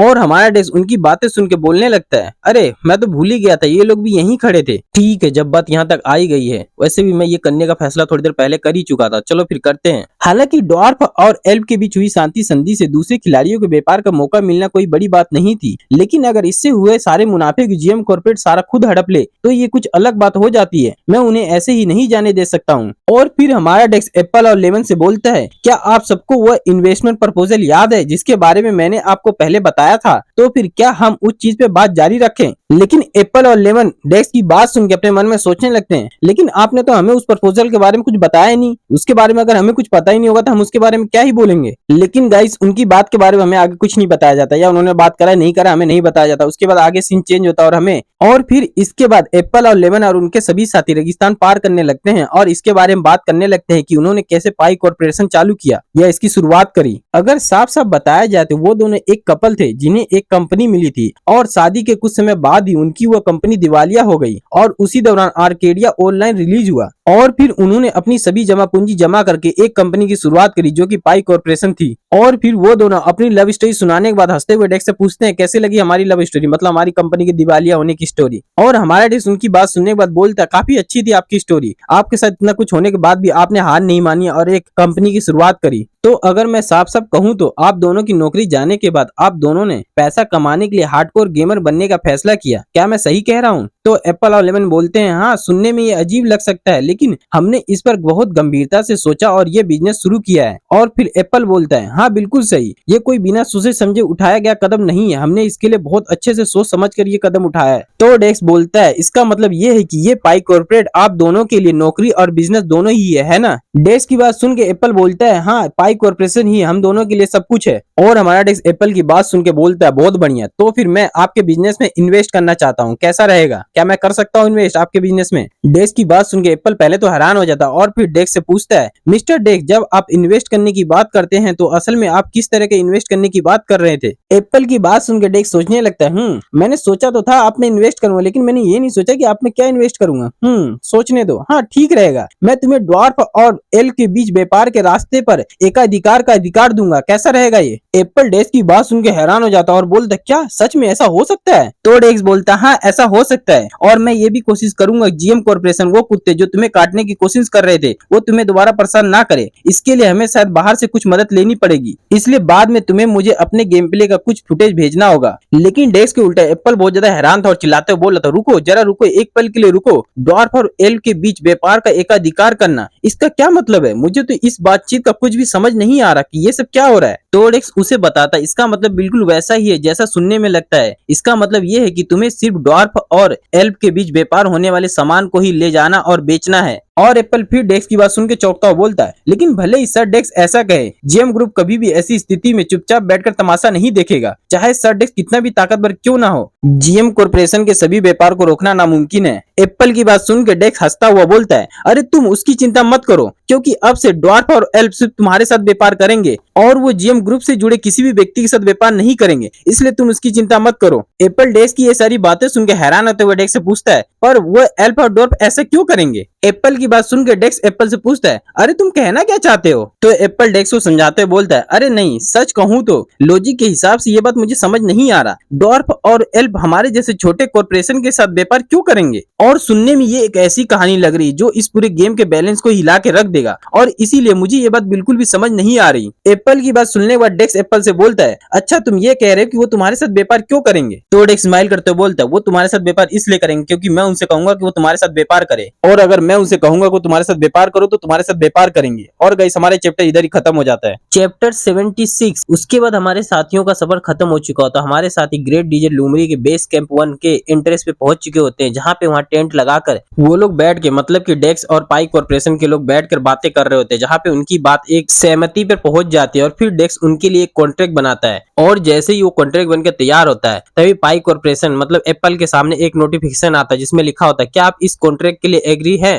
और तभी एप्पल के सामने एक और नोटिफिकेशन आता है जो कि रेड कलर का होता है, जिसमें लिखा होता है, वार्निंग, इस कॉन्ट्रैक्ट के बनने के बाद जब तक दोनों पार्टी सहमत नहीं होता तब तक इसे कैंसिल नहीं किया जा सकता, इसलिए इस कॉन्ट्रैक्ट के लिए सहमत होने से पहले एक बार विचार कर लीजिए। और एप्पल इन सभी नोटिफिकेशन को देखने के बाद सोचने लगता है, पाई कॉर्पोरेशन के जो प्रॉफिट होगा उसका 50% हिस्सा यूजर मतलब सर डेक्स को दिया जाएगा। हो सकता है ये कॉन्ट्रैक्ट देखने में ऐसा लगे जैसे ये एक तरफा हो, लेकिन ये ऐसा नहीं है, क्योंकि अगर सर डेक्स ना होते तो ये कॉर्पोरेशन बहुत पहले ही दिवालिया हो चुका होता। तो फिर अगर ऐसा है तो अब हम बस यही कर सकते हैं कि हम बस सर डेक्स पे भरोसा कर सकते हैं। और फिर उसके बाद हमारा एप्पल लेमन की तरफ देखता है और लेमन एप्पल की तरफ देखती है, और फिर दोनों एक दूसरे को देखते हुए मुड़ी हाँ में हिलाते हैं, मतलब वो दोनों कॉन्ट्रैक्ट लिए रेडी हो जाते हैं। और फिर पाई कॉर्पोरेशन डेक्स के कॉन्ट्रैक्ट को एक्सेप्ट कर लेते हैं, और जैसे ही वो लोग डेक्स के कॉन्ट्रैक्ट को एक्सेप्ट करते हैं, डेक्स को 2 नोटिफिकेशन आता है जिसमें लिखा होता है, पाई कॉर्पोरेशन के साथ जो निवेश का अनुबंध था वो अंतिम रूप ले चुका है। अब खिलाड़ी ने पाई कॉर्पोरेशन में 50% की हिस्सेदारी हासिल कर ली है। और हमारा डेक्स उन नोटिफिकेशन के देखने के बाद पाई कॉर्पोरेशन से बोलता है, आपने एक बहुत अच्छा फैसला किया है, मैं आगे चल के ये पक्का करूंगा कि आपको कभी इस फैसले का पछतावा नहीं होगा। और फिर उसके बाद हमारा डेक्स सोने से भरा एक थैला, मतलब सोने के सिक्के से भरा एक थैला एप्पल की तरफ फेंकता हुआ बोलता है, ये लो एप्पल। और हमें बताया जाता है कि उस थैले के अंदर 10,000 सोने के सिक्के थे। उन सोने के सिक्के के थैलों के देखकर एप्पल और लेमन हैरान होते हैं और डेक्स से पूछते हैं, सर डेक्स, इस सोने के थैले के सिक्कों को हमें देने का मतलब क्या है? तो डेक्स उनसे बोलता है, वो आपको अपने बिजनेस बढ़ाने के लिए कुछ पैसे की जरूरत थी, है ना, तो इसे एडवांस पेमेंट समझ लो। और फिर हमारा डेक्स उनके कैंप से बाहर जाता हुआ उनसे बोलता है, हाँ एक और बात, जब आप द्वार के विलेज जाएंगे तो मेरे दोस्त को अपने साथ ले जाना, वह आपको वहाँ एक ऐसे इंसान से मिलाएगा जिसका नाम चोई है। बाकी की बातें आप सीधा उससे सुन सकते हैं, तो आपके बिजनेस के लिए गुड लक। लेकिन तभी एप्पल डेक्स को आवाज मारते हुए बोलता है, जरा रुकिए सर डेक्स, क्या आप हमारे साथ नहीं आ रहे हैं? आपने तो हमें इतने सारे सोने के सिक्के ऐसे ही सौंप दिए और आप बिना कुछ कहे ऐसे ही जा रहे हैं। डेक्स एप्पल की बात सुन के बोलता है, अच्छा ऐसा है क्या? और फिर हमारा डेक्स अपना दांत दिखाते हुए बोलता है, क्योंकि अब से मैं बहुत ज्यादा बिजी होने वाला हूँ। और फिर डेक्स इवल सी स्माइल करते हुए बोलता है, क्योंकि एक ऐसा इंसान है जिसके मुझे टुकड़े टुकड़े करना है। डेक्स को ऐसे इवल सी स्माइल करते हुए देखकर और उसकी बातें सुनकर एप्पल और लेमन बहुत ज्यादा घबरा जाते हैं, और उनको एक बात समझ आ जाता है कि डेक्स को कभी भी अपना दुश्मन नहीं बनाना है, चाहे कुछ भी हो जाए। उसके बाद हमें गेम के बाहर का सीन दिखाया जाता है, जहाँ पे हमारा डेक्स अपने कुर्सी बैठा हुआ फोन पे किसी से बात कर रहा था, और वो कोई और नहीं सीबुक जो होते, जिससे डेक्स बोल रहा था, हाँ मिस्टर जो, मैंने वो फुटेज देख लिया जो आपने मुझे भेजा था। और फिर दूसरी तरफ से सीबुक जो की आवाज आती है जो बोल रहे होते हैं, हमने इसमें अपनी पूरी जान लगा दी है, मैं गारंटी देता हूँ कि ये वीडियो जबरदस्त हिट होगी, और मिस्टर जोंग हमें जीएम कॉर्पोरेट से बदला लेने का मौका देने के लिए आपका शुक्रिया। तो डेक्स बोलता है, कोई बात नहीं, मैंने तो बस आपसे अपनी वीडियो एडिट करने के लिए ही तो कहा था, आपके बेहतरीन काम के लिए धन्यवाद मिस्टर जो। और फिर सीबुक जो बोलते हैं, तो फिर क्या हम अब आगे बढ़ें? तो डेक्स बोलता है, हाँ इस वीडियो से मैं बहुत ज्यादा संतुष्ट हूँ और ये वीडियो मुझे बहुत ज्यादा पसंद आया, तो फिर आप अब इस वीडियो को जैसा ही है वैसा ही अपलोड कर दीजिए। और फिर उसके कुछ समय बाद ही डेक्स के चैनल पे एक वीडियो अपलोड होती है, जिसके बारे में हमें ज्यादा कुछ नहीं बताया जाता, बस कि डेक्स के चैनल पे एक नई वीडियो अपलोड हुई है, बस इतना दिखाया जाता है। उसके बाद हमें जीएम कॉर्पोरेशन के हेडक्वार्टर का सीन दिखाया जाता है, जहाँ पर जीएम कॉर्पोरेशन के सीईओ सुन योंग चोई एक हाथ से अपने सर को पकड़े हुए और अपने बेटों से बोल रहे थे, क्या तुम लोग ये कह रहे हो कि इस थर्ड क्वार्टर में हमारी जो कंपनी है उसका परफॉर्मेंस बेहतर होने की बजाय उल्टा गिरने की उम्मीद है? और तुम बदमाशों में इतनी हिम्मत आ गई है कि तुम मुझे ये यहाँ आकर रिपोर्ट दे रहे हो। और हमारे वायरलेस और इलेक्ट्रॉनिक का जो बिजनेस की रेवेन्यू है वो पिछले साल के मुकाबले 80% कम हो गया है, और तुम लोग मुझे यहाँ आके ये सब बता रहे हो। मैंने अपने ही 2 बेटों को इस कंपनी में प्रेसिडेंट बनाया और तुम लोग मुझे ये सिला दे रहे हो। लेकिन तभी उनका एक बेटा उनसे बोलता है, फादर प्लीज अगर आप हमें थोड़ा और समय दे तो हम मुनाफा कमाने के लिए हर तरह की जोखिम उठाने को तैयार हैं। लेकिन तभी उनके फादर उनको चुप कराते बोलते, चुप हो जाओ तुम लोग चोई जेगू की तरह क्यों नहीं बन सकते। उसने 1 ट्रिलियन, क्या तुमने अभी सुना मैंने अभी क्या कहा? हाँ बिल्कुल, उसने 1 ट्रिलियन, जहाँ तुम दोनों को ये बस एक बेकार सा गेम लग रहा था, वहीं चोई जेगू ने 1 ट्रिलियन का टर्नओवर और 700 बिलियन का सेल्स प्रॉफिट हासिल कर लिया है। और उन सभी के साथ हमारा चोई जेगू भी खड़ा होता है और उसके फादर उनके सभी भाइयों को डांट रहे होते हैं, और उनको डांट सुनते हुए देखकर चोई जेगू बहुत ज्यादा खुश हो रहा था, उनको डांट पड़ रहा है। और फिर उनके फादर आगे डांटते उन्हें बोलते हैं, और तुमने जो फैक्ट्री बनाने और प्रोजेक्ट डेवलपमेंट करने में जो तुमने पैसे बर्बाद किए हैं, उसकी तुलना से तुम्हें ये समझ जाना चाहिए कि वो सारे प्लान कितने बेतुके थे। अब तुम सब मेरी बात ध्यान से सुनो, मैंने तुम्हें प्रेसिडेंट इसलिए नहीं बनाया था कि तुम यहाँ आके मेरे सामने शिकायत करो और बहाने बनाओ कि ये चीजें मुश्किल है और ये चीजें नामुमकिन है। मैंने तुम्हारी बहुत सारी बकवास सुन लिया है, अब बहुत हो गया, अब मुझे और नहीं सुना तुम्हारी बकवास। अब बस तुम सबको सिर्फ एक ही काम करना है, रिस्क लेकर और हर मुमकिन कोशिश करके जीएम कॉर्पोरेशन को कोरिया की टॉप कॉर्पोरेशन बनाना है। और अगर अब से तुम्हें कोई भी काम नामुमकिन लगे तो उसे मुमकिन बनाओ, समझे? काश तुम दोनों भी चोई जोगिन जितना ही काबिल होते तो मुझे इतनी परेशानी नहीं होती। अब जाओ यहाँ से, जाओ कुछ ऐसा काम करो जिससे हमारी कंपनी का नाम रोशन हो। जाओ यहाँ से बेवकूफो, मेरे नजर से दूर हो जाओ। और फिर उसके बाद हम चोई जोगिन के देखते हैं जो अपने फादर के रूम से निकलता हुआ और बोल रहा था, हाँ सचमुच वो लोग कितने बेवकूफ है, मुझे पहले से ही पता था कि ऐसा ही होगा। और अब उन लोगों को भी जान जाना चाहिए कि मेरे साथ पंगा नहीं लेना चाहिए, क्योंकि मैं अपने समय से आगे के सोच के रखता हूँ और इसलिए आज मैं जीत गया हूँ। लेकिन तभी चोई जोगी के भाई उसको आवाज मारते हुए बोलते हैं, हे जोगी वहीं रुक जा, हमें तुझसे कुछ बात करनी है। हे जोगी तुझे अपनी औकात में रहना सीखना चाहिए, समझा? अगर तुझे लगता है कि तेरी ये शान शौकत हमेशा बनी रहेगी तो तू गलत है, क्योंकि हर कुत्ते का दिन आता, आज तेरा है जल्दी और हमारा भी आएगा, समझा? लेकिन तभी चोई उनसे बोलता है, हाँ क्या तुम सिर्फ मुझे ये बताने के लिए इतनी दूर से चल के यहाँ आए हो? जलन हो रही है क्या तुम लोगों को? मुझे तो लगा तुम लोग मुझे काटने आए। सुसु जाओ यहाँ से, नहीं तो काट सकते हो तुम मुझे। वैसे भी तुम लोगों ने अभी तक कुत्ते का इंजेक्शन तो लगाया नहीं होगा, जाओ यहाँ से। अगर तुमने मुझे काट लिया तो मुझे भी रेबीज हो जाएगा और मुझे भी तुम्हारी तरह लोगों के सामने भोंकने की आदत हो जाएगी, और मुझे ऐसी आदत नहीं डालनी, इसलिए जाओ यहाँ से। चोई की बात सुनकर दोनों बोलते हैं, अरे अभी तूने क्या कहा? तूने हमें कुत्ता कहा, फिर से बोलिए तो जरा। तो फिर चोई उनसे बोलता, हाँ मैंने तुम्हें अभी कुत्ता कहा, लेकिन मुझे लगता है कि तुम्हें कुत्ता बोलना कुत्ते की बेइज्जती है। तुम लोग तो गधे हो, तुम लोग यहाँ खड़े होकर अपने छोटे भाई को परेशान कर रहे हो। तुम्हें तो जाके और हार्ड मेहनत करना चाहिए ताकि जीएम कॉर्पोरेशन को ऊपर उठा सके। और अगर तुम मुझसे पंगा लेना ही चाहते तो तुम्हें जीएम कॉर्पोरेशन के नियम तो पता ही होगा, है ना? और फिर चोई उनको अजीब तरीके से घूरता हुआ बोलता है, नामुमकिन को मुमकिन बनाओ, चाहे इसके लिए तुम्हें कुछ भी करना पड़े। सुन लिया ना तुमने जीएम कॉर्पोरेशन का क्या नियम है? अब जाओ जाके अपना काम करो और मेरा समय बर्बाद मत करो। और फिर हमारा चोई अपने ऑफिस में पहुंचने के बाद अपना पेट पकड़ कर हंसने लग जाता, हाँ उनको कितना बड़ा चूतिया बनाया, साले बेवकूफ ही हैं, हमेशा मेरी चाल में फंस जाते हैं, हमेशा बेवकूफों की तरह। अरे यार क्या करूं मैं, कितना मजा आ रहा था, देखा ना तुमने उनके चेहरे के हाव भाव कैसे थे, वो बिल्कुल बेवकूफ लग रहे थे। उन्हें तो बिल्कुल भी कुछ समझ नहीं आ रहा था कि अब आगे क्या करना है, कितने बेवकूफ हैं। हाँ मेरे पेट दर्द हो गया हंसते हंसते। और फिर चोई के बगल में जो बटलर होता है वो चोई जेगू को हंसता हुआ देख के बोलता है, सर आपको खुश देखकर मुझे भी बहुत ज्यादा खुशी हुई है। तो चोई भी हंसता हुआ बोलता है, हाँ बिल्कुल, मैंने अपनी जिंदगी में इससे बेहतर कभी महसूस ही नहीं किया, ये बहुत ही मजेदार था, मुझे बहुत मजा आया। और फिर चोई जेगू सोचने लगता है, अगर मैं नेक्स्ट क्वार्टर तक 1 और ट्रिलियन वोन का मुनाफा कमा लूं तो मैं जीएम कॉर्पोरेशन का सीईओ बनने की दिशा में एक और कदम आगे बढ़ा सकता हूँ। आखिरकार अब मेरा समय आ ही गया है। लेकिन तभी चोई जेगू का बटलर चोई जेगू से बोलता है, सर आपकी जीत के जश्न के बीच में आपको रोकने के लिए मुझे बहुत ज्यादा दुख है, लेकिन अभी daily life of A destroyer के चैनल पे एक नया वीडियो अपलोड हुआ है। और जैसे ही चोई जोगी अपने बटलर के मुंह से ये सुनता है उसकी हंसी रुक जाती है और वो अपने बटलर से पूछता है, अभी तुमने क्या कहा? और फिर चोई अपने फोन में उस वीडियो को चालू करता हुआ बोलता है, अब क्या है, अब इस बार उसने क्या किया? क्या ये हमारे बारे में फिर से कोई नई वीडियो है? मैंने तुमसे कहा था कि कम से कम उसकी पहचान का तो पता लगाओ कि वो कौन है। और तभी चोई जेगू का बटलर चोई जेगू से बोलता है, सर उसके बारे में भी भूल जाइए, मुझे लगता है कि आपको सबसे पहले इस वीडियो को देखना चाहिए। और भाई साहब चोई बहुत ज्यादा गुस्सा होता है, भाई साहब उसके चेहरे पर तो नसें भी बाहर आ रही होती है। और फिर वो बोलता है, चलो फिर देखते हैं कि उसने इस बार क्या किया है। और फिर चोई उस वीडियो को प्ले कर देता है और जैसे ही वो उस वीडियो को देखता है वो कहता है, अभी ये क्या है? और फिर हमें भी वो वीडियो दिखाया जाता है जिसमें जीएम कॉर्पोरेट को टारगेट करते हुए दिखाया जाता है। और फिर उस वीडियो में हमारा सीन वहां शुरू होता है जहाँ पे हमारे डेक्स और वो पाई कॉर्पोरेशन दोनों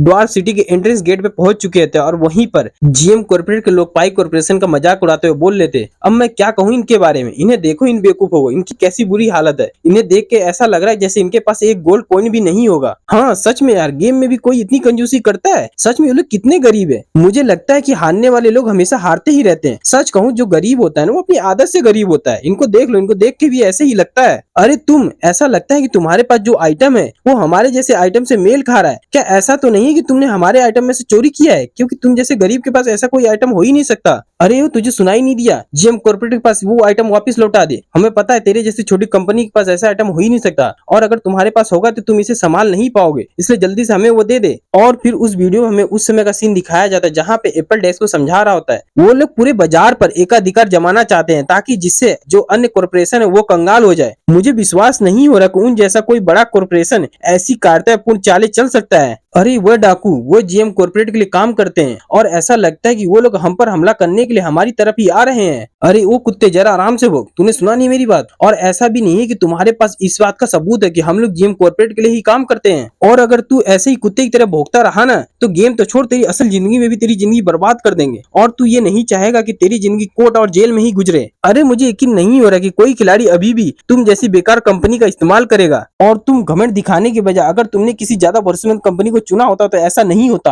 और फिर हमारा सीन चेंज होता है और हमें वहां का सीन दिखाया जाता है जहाँ पे हमारे डेक्स ने डिवाइन डिसीजन स्किल का यूज करके फरहान को चुना होता है। लेकिन वीडियो में शायद ऐसा दिखाया जाता है कि डेक्स अचानक से वहां कहीं से पहुंच जाता है उनकी मदद करने के लिए, मतलब पाई कॉर्पोरेशन की मदद करने के लिए। और हमारा डेक्स शील्ड और तलवार को लिए हुए जीएम कॉर्पोरेट के लोगों की तरफ चलता हुआ आ रहा था, वो भी बहुत खतरनाक तरीके से। और हमारा डेक्स उनकी तरफ चलता हुआ आते हुए उनसे बोल रहा था, अब समय आ चुका तुम लोगों को एक ऐसा सबक सिखाया जाए कि तुम आगे चल के फिर किसी और को लूटने की कोशिश ना करो। और जो लोग वीडियो देख रहे थे वो लोग कमेंट करने लगते हैं, ये क्या था? क्या सच में जीएम कॉर्पोरेट वालों ने सच में हमारे साथ इतना बुरा किया था? तभी तो टिकट इतनी महंगी थी। असल में वही जीएम कॉर्पोरेट ही इसके पीछे थे। फिर से जीएम कॉर्पोरेट, ये बड़ी कंपनी तो अंदर से ही पूरी तरह सड़ चुकी है। आप लोग को इस बात का सबूत नहीं चाहिए कि जीएम कॉर्पोरेट ने पाई कॉर्पोरेशन पर छापा मारा। कोई भी समझदार इंसान ये समझ सकता है कि ये सब क्या है। लेकिन वो डेक्स भाई, उसने ये कैसे किया? सच कहूँ तो उसने एक जबरदस्त परफॉर्मेंस दिया और सच में वो बहुत बढ़िया था डेक्स। जीएम कॉर्पोरेशन अब एक बहुत बड़ी मुश्किल में है। उनका खेल खत्म हो चुका है लगभग। अब तो बस उन्हें भगवान ही बचा सकता है। भगवान उनका भला करे। और हमें आर्केडिया के फैन पेज का सीन दिखाया जाता है जहाँ पे लोग बोल रहे होते हैं, ये तो बहुत बड़ी भ्रष्ट कंपनी है, गेम में भी पावर का गलत इस्तेमाल कर रही है। अरे गाइस, उनकी शर्मनाक कामों की डिटेल्स क्या है, कोई बता सकता है? अरे शैतान भी उनसे डर जाएगा। और एक विक्टिम ने अपने बारे में कुछ बताया है, जीएम कॉर्पोरेशन भ्रष्ट और पैसे के लालची है। और इस वीडियो खत्म होने के बाद हम चोई को फोन को देखते हैं जिसपे अब तक 47 मिस कॉल आ चुका होता है। और उस वीडियो को देखने के बाद चोई जेगू बहुत ज्यादा घबरा चुका होता है और किसी का भी फोन नहीं उठा रहा होता है। और चोई अपने सर को पकड़े हुए बोल रहा होता है, ये सब क्या हो रहा है? ये सब कैसे हो गया? सब कुछ एकदम अच्छा चला था, अचानक से ये सब कैसे बदल गया? और फिर जैसे ही चोई जेगू का बटलर चोई जेगू के रूम में आता है, चोई जेगू उस बटलर से पूछता है क्या हुआ, क्या वो लोग उस वीडियो को हटाने के लिए मान गए? तो वो बटलर बोलता है, सर उन्होंने इस वीडियो को हटाने से मना कर दिया है और उन्होंने कहा है कि हम बेझिझक इस पे कानूनी कार्रवाई कर सकते हैं और इस मामले को कोर्ट में भी ले जा सकते हैं। उन्हें उस बात से कोई दिक्कत नहीं है। चोई अपने बटलर की बात सुनकर गुस्सा होता है, बोलता है, आई प्लस एंटरटेनमेंट, वो कमीने, मैंने इतने सालों तक उन्हें काम पे रखा और उन्हें पैसे दिए और बदले में उन्होंने मेरे ही पेट में छुरा घोप दिया। वह इससे बच नहीं पाएंगे, उन्हें मैं छोड़ूंगा नहीं, वो कमीने कहीं के। और तभी चोई जेगू का बटलर चोई जेगू से बोलता है, लेकिन सबसे पहले सर हमें उस वीडियो को इंटरनेट से डिलीट करवाना होगा। और मुझे ऐसा लगता है कि सबको ये बताना अच्छा रहेगा कि इस मामले में, मतलब जो भी ये सारा मामला था, इस मामले में हमारा कोई भी हाथ नहीं था और ऐसा करने से हमारे ऊपर आने वाली ज्यादातर प्रॉब्लम को हम कम कर पाएंगे। चोई अपने बटलर की बात सुन के बोलता है, ठीक है, वो बेकार स्टाफ जो अपने जवान चलाने को जैसे हमें इस मुसीबत में डाले हैं, उन्हें उनके जवान चलाने के लिए जिम्मेदार ठहरा और उन्हें इस नौकरी से निकाल दो। उन कमीनों को मैंने उनका काम करने के लिए काम पे रखा था, लेकिन उन कमीनों ने उल्टा मुझे ही फंसा दिया और जो काम करने के लिए मैंने उन्हें रखा था वो उस काम में भी बुरी तरह नाकाम हो गए, इसलिए अब उन्हें काम पे रखने का कोई मतलब ही नहीं बनता। चोई का बटलर चोई की बात सुन के बोलता है, ठीक है सर, मैं अभी जाकर उनको काम से निकाल देता हूँ। और फिर चोई के बटलर के वहाँ से चले जाने के बाद चोई बहुत ज्यादा गुस्सा होता है और अपने टाई उतारता हुआ बोलता है, वो बेकार और नालायक बेवकूफ लोग। और फिर चोई ड्रीमर के पास जाते हुए बोलता है, हमेशा वो लोग सारा काम को ऐसे ही फैला देते हैं और मुझे ही जाके सारे काम को समेटना पड़ता है। और फिर चोई गेम में लॉगिन कर जाता है और जैसे ही लॉगिन करने के बाद वो अपने लेमरे ब्रांच के पास पहुंचता है, वहाँ पे उसके ब्रांच में आग लग चुकी होती है, जिसे देख के वो कहता है, ये क्या हो रहा है? और दूसरी तरफ लोग उसके ब्रांच पे अटैक करते हुए बोल रहे थे, शोक बेब आ रही है, जल्दी से वहाँ से हट जाओ और जल्दी से वहाँ बिच्छुओं को बुलाओ, चलो उन घटिया कॉर्पोरेशन को सबक सिखाते हैं, चलो कौन कौन मेरे साथ है, मुझे उनके पीछे हटने का रास्ता पता है, जल्दी से मेरे पीछे आओ, हम उन घटिया कॉर्पोरेशन के लोगों को बच के नहीं जाने देंगे। और चोई जेगू उनको उसके ब्रांच पे अटैक करते हुए देख के बोलता है, अरे ये हो क्या रहा है, ये लोग कर क्या रही है, हमारे ब्रांच पे अटैक क्यों कर रहे हैं? ये सब देख के मुझे चक्कर आ रहा है। और तभी एक बंदा चोई जेगू के पीछे से बोलता है, सर जो प्लेयर जीएम कॉर्पोरेशन से नाराज है वो हम पर अटैक कर रहे हैं। अब तक हमारी कंपनी को 60% का नुकसान हो चुका है। और चोई जेगू इसकी बात सुन के बोलता है, ठीक है इतना मैं समझ गया, और बताओ आगे और कितना नुकसान हो रहा है। तो वो बंदा चोई जेगू से बोलता है, सर जो प्लेयर है वो हमारे व्यापार के रास्ते पर भी हम पर हमला कर रहे हैं। हम ज्यादा से ज्यादा सामान बचाने की कोशिश कर रहे हैं, लेकिन रेगिस्तानी बिच्छुओं की वजह से हमने कम से कम 20 लाख सोने की कीमत का सामान खो दिया है। और जैसे ही चोई जेगू ये कीमत सुनता है वो सदमे में चला जाता है और बोलता है, क्या 20 लाख गोल्ड? तो तुम कह रहे हो कि हमारा 200 मिलियन बोन ऐसे ही हवा में गायब हो गया। और तभी अचानक से चोई होश में आता और चिल्लाते हुए बोलता है, तो फिर हमारे पास कोई और चारा नहीं बचा है। डॉर के साथ हमारे हुए सभी कॉन्ट्रैक्ट को इकट्ठा करो और हमें दूसरी कंपनियों को आगे बढ़ने से रोकना होगा। तुम लोग कीमत की चिंता मत करो, बस जल्दी करो और आगे बढ़ो। पर जो वो बंदा होता है वो चोई जेगू से बोलता है, पर बॉस एक छोटी सी प्रॉब्लम है, जो ड्वार्फ है वो हमारे साथ व्यापार करने से मना कर रहे हैं। चोई उसकी बात सुन के हैरान हो जाता है और बोलता है, क्या ड्वार्फ हमारे साथ व्यापार करने से मना कर रहे हैं? तुम क्या बात कर रहे हो, ऐसा कैसे हो सकता है? और तभी जो फीमेल प्लेयर होती है जो पहले डेस्क पे अटैक करने गई थी वो बोलती है, सर जो वो ड्वार्फ है वो जीएम कॉर्पोरेशन से जुड़े किसी भी ग्रुप के साथ व्यापार करने से साफ साफ इनकार कर रहे हैं, और यहाँ तक कि वो लोग बातचीत करने के लिए भी तैयार नहीं हो रहे। मुझे लगता है कि हमने उन्हें किसी तरह से नाराज कर दिया है। चोई जेगू उसकी बात सुन के चिल्लाता हुआ बोलता है, क्या उन्हें बुरा लगा हमने उन्हें नाराज किया? ये कैसी बकवास है, वो लोग तो बस एनपीसी है, उनकी कोई भावना कैसी हो सकती है? ये सब क्या मजाक चल रहा है? और वो फीमेल प्लेयर बोलती है, लेकिन सर ये बात सच है और इसकी वजह से हमारे सामने बहुत ज्यादा प्रॉब्लम आ रही है, और जब तक हम इसका सोल्यूशन नहीं कर लेते तब तक हम आगे नहीं बढ़ सकते।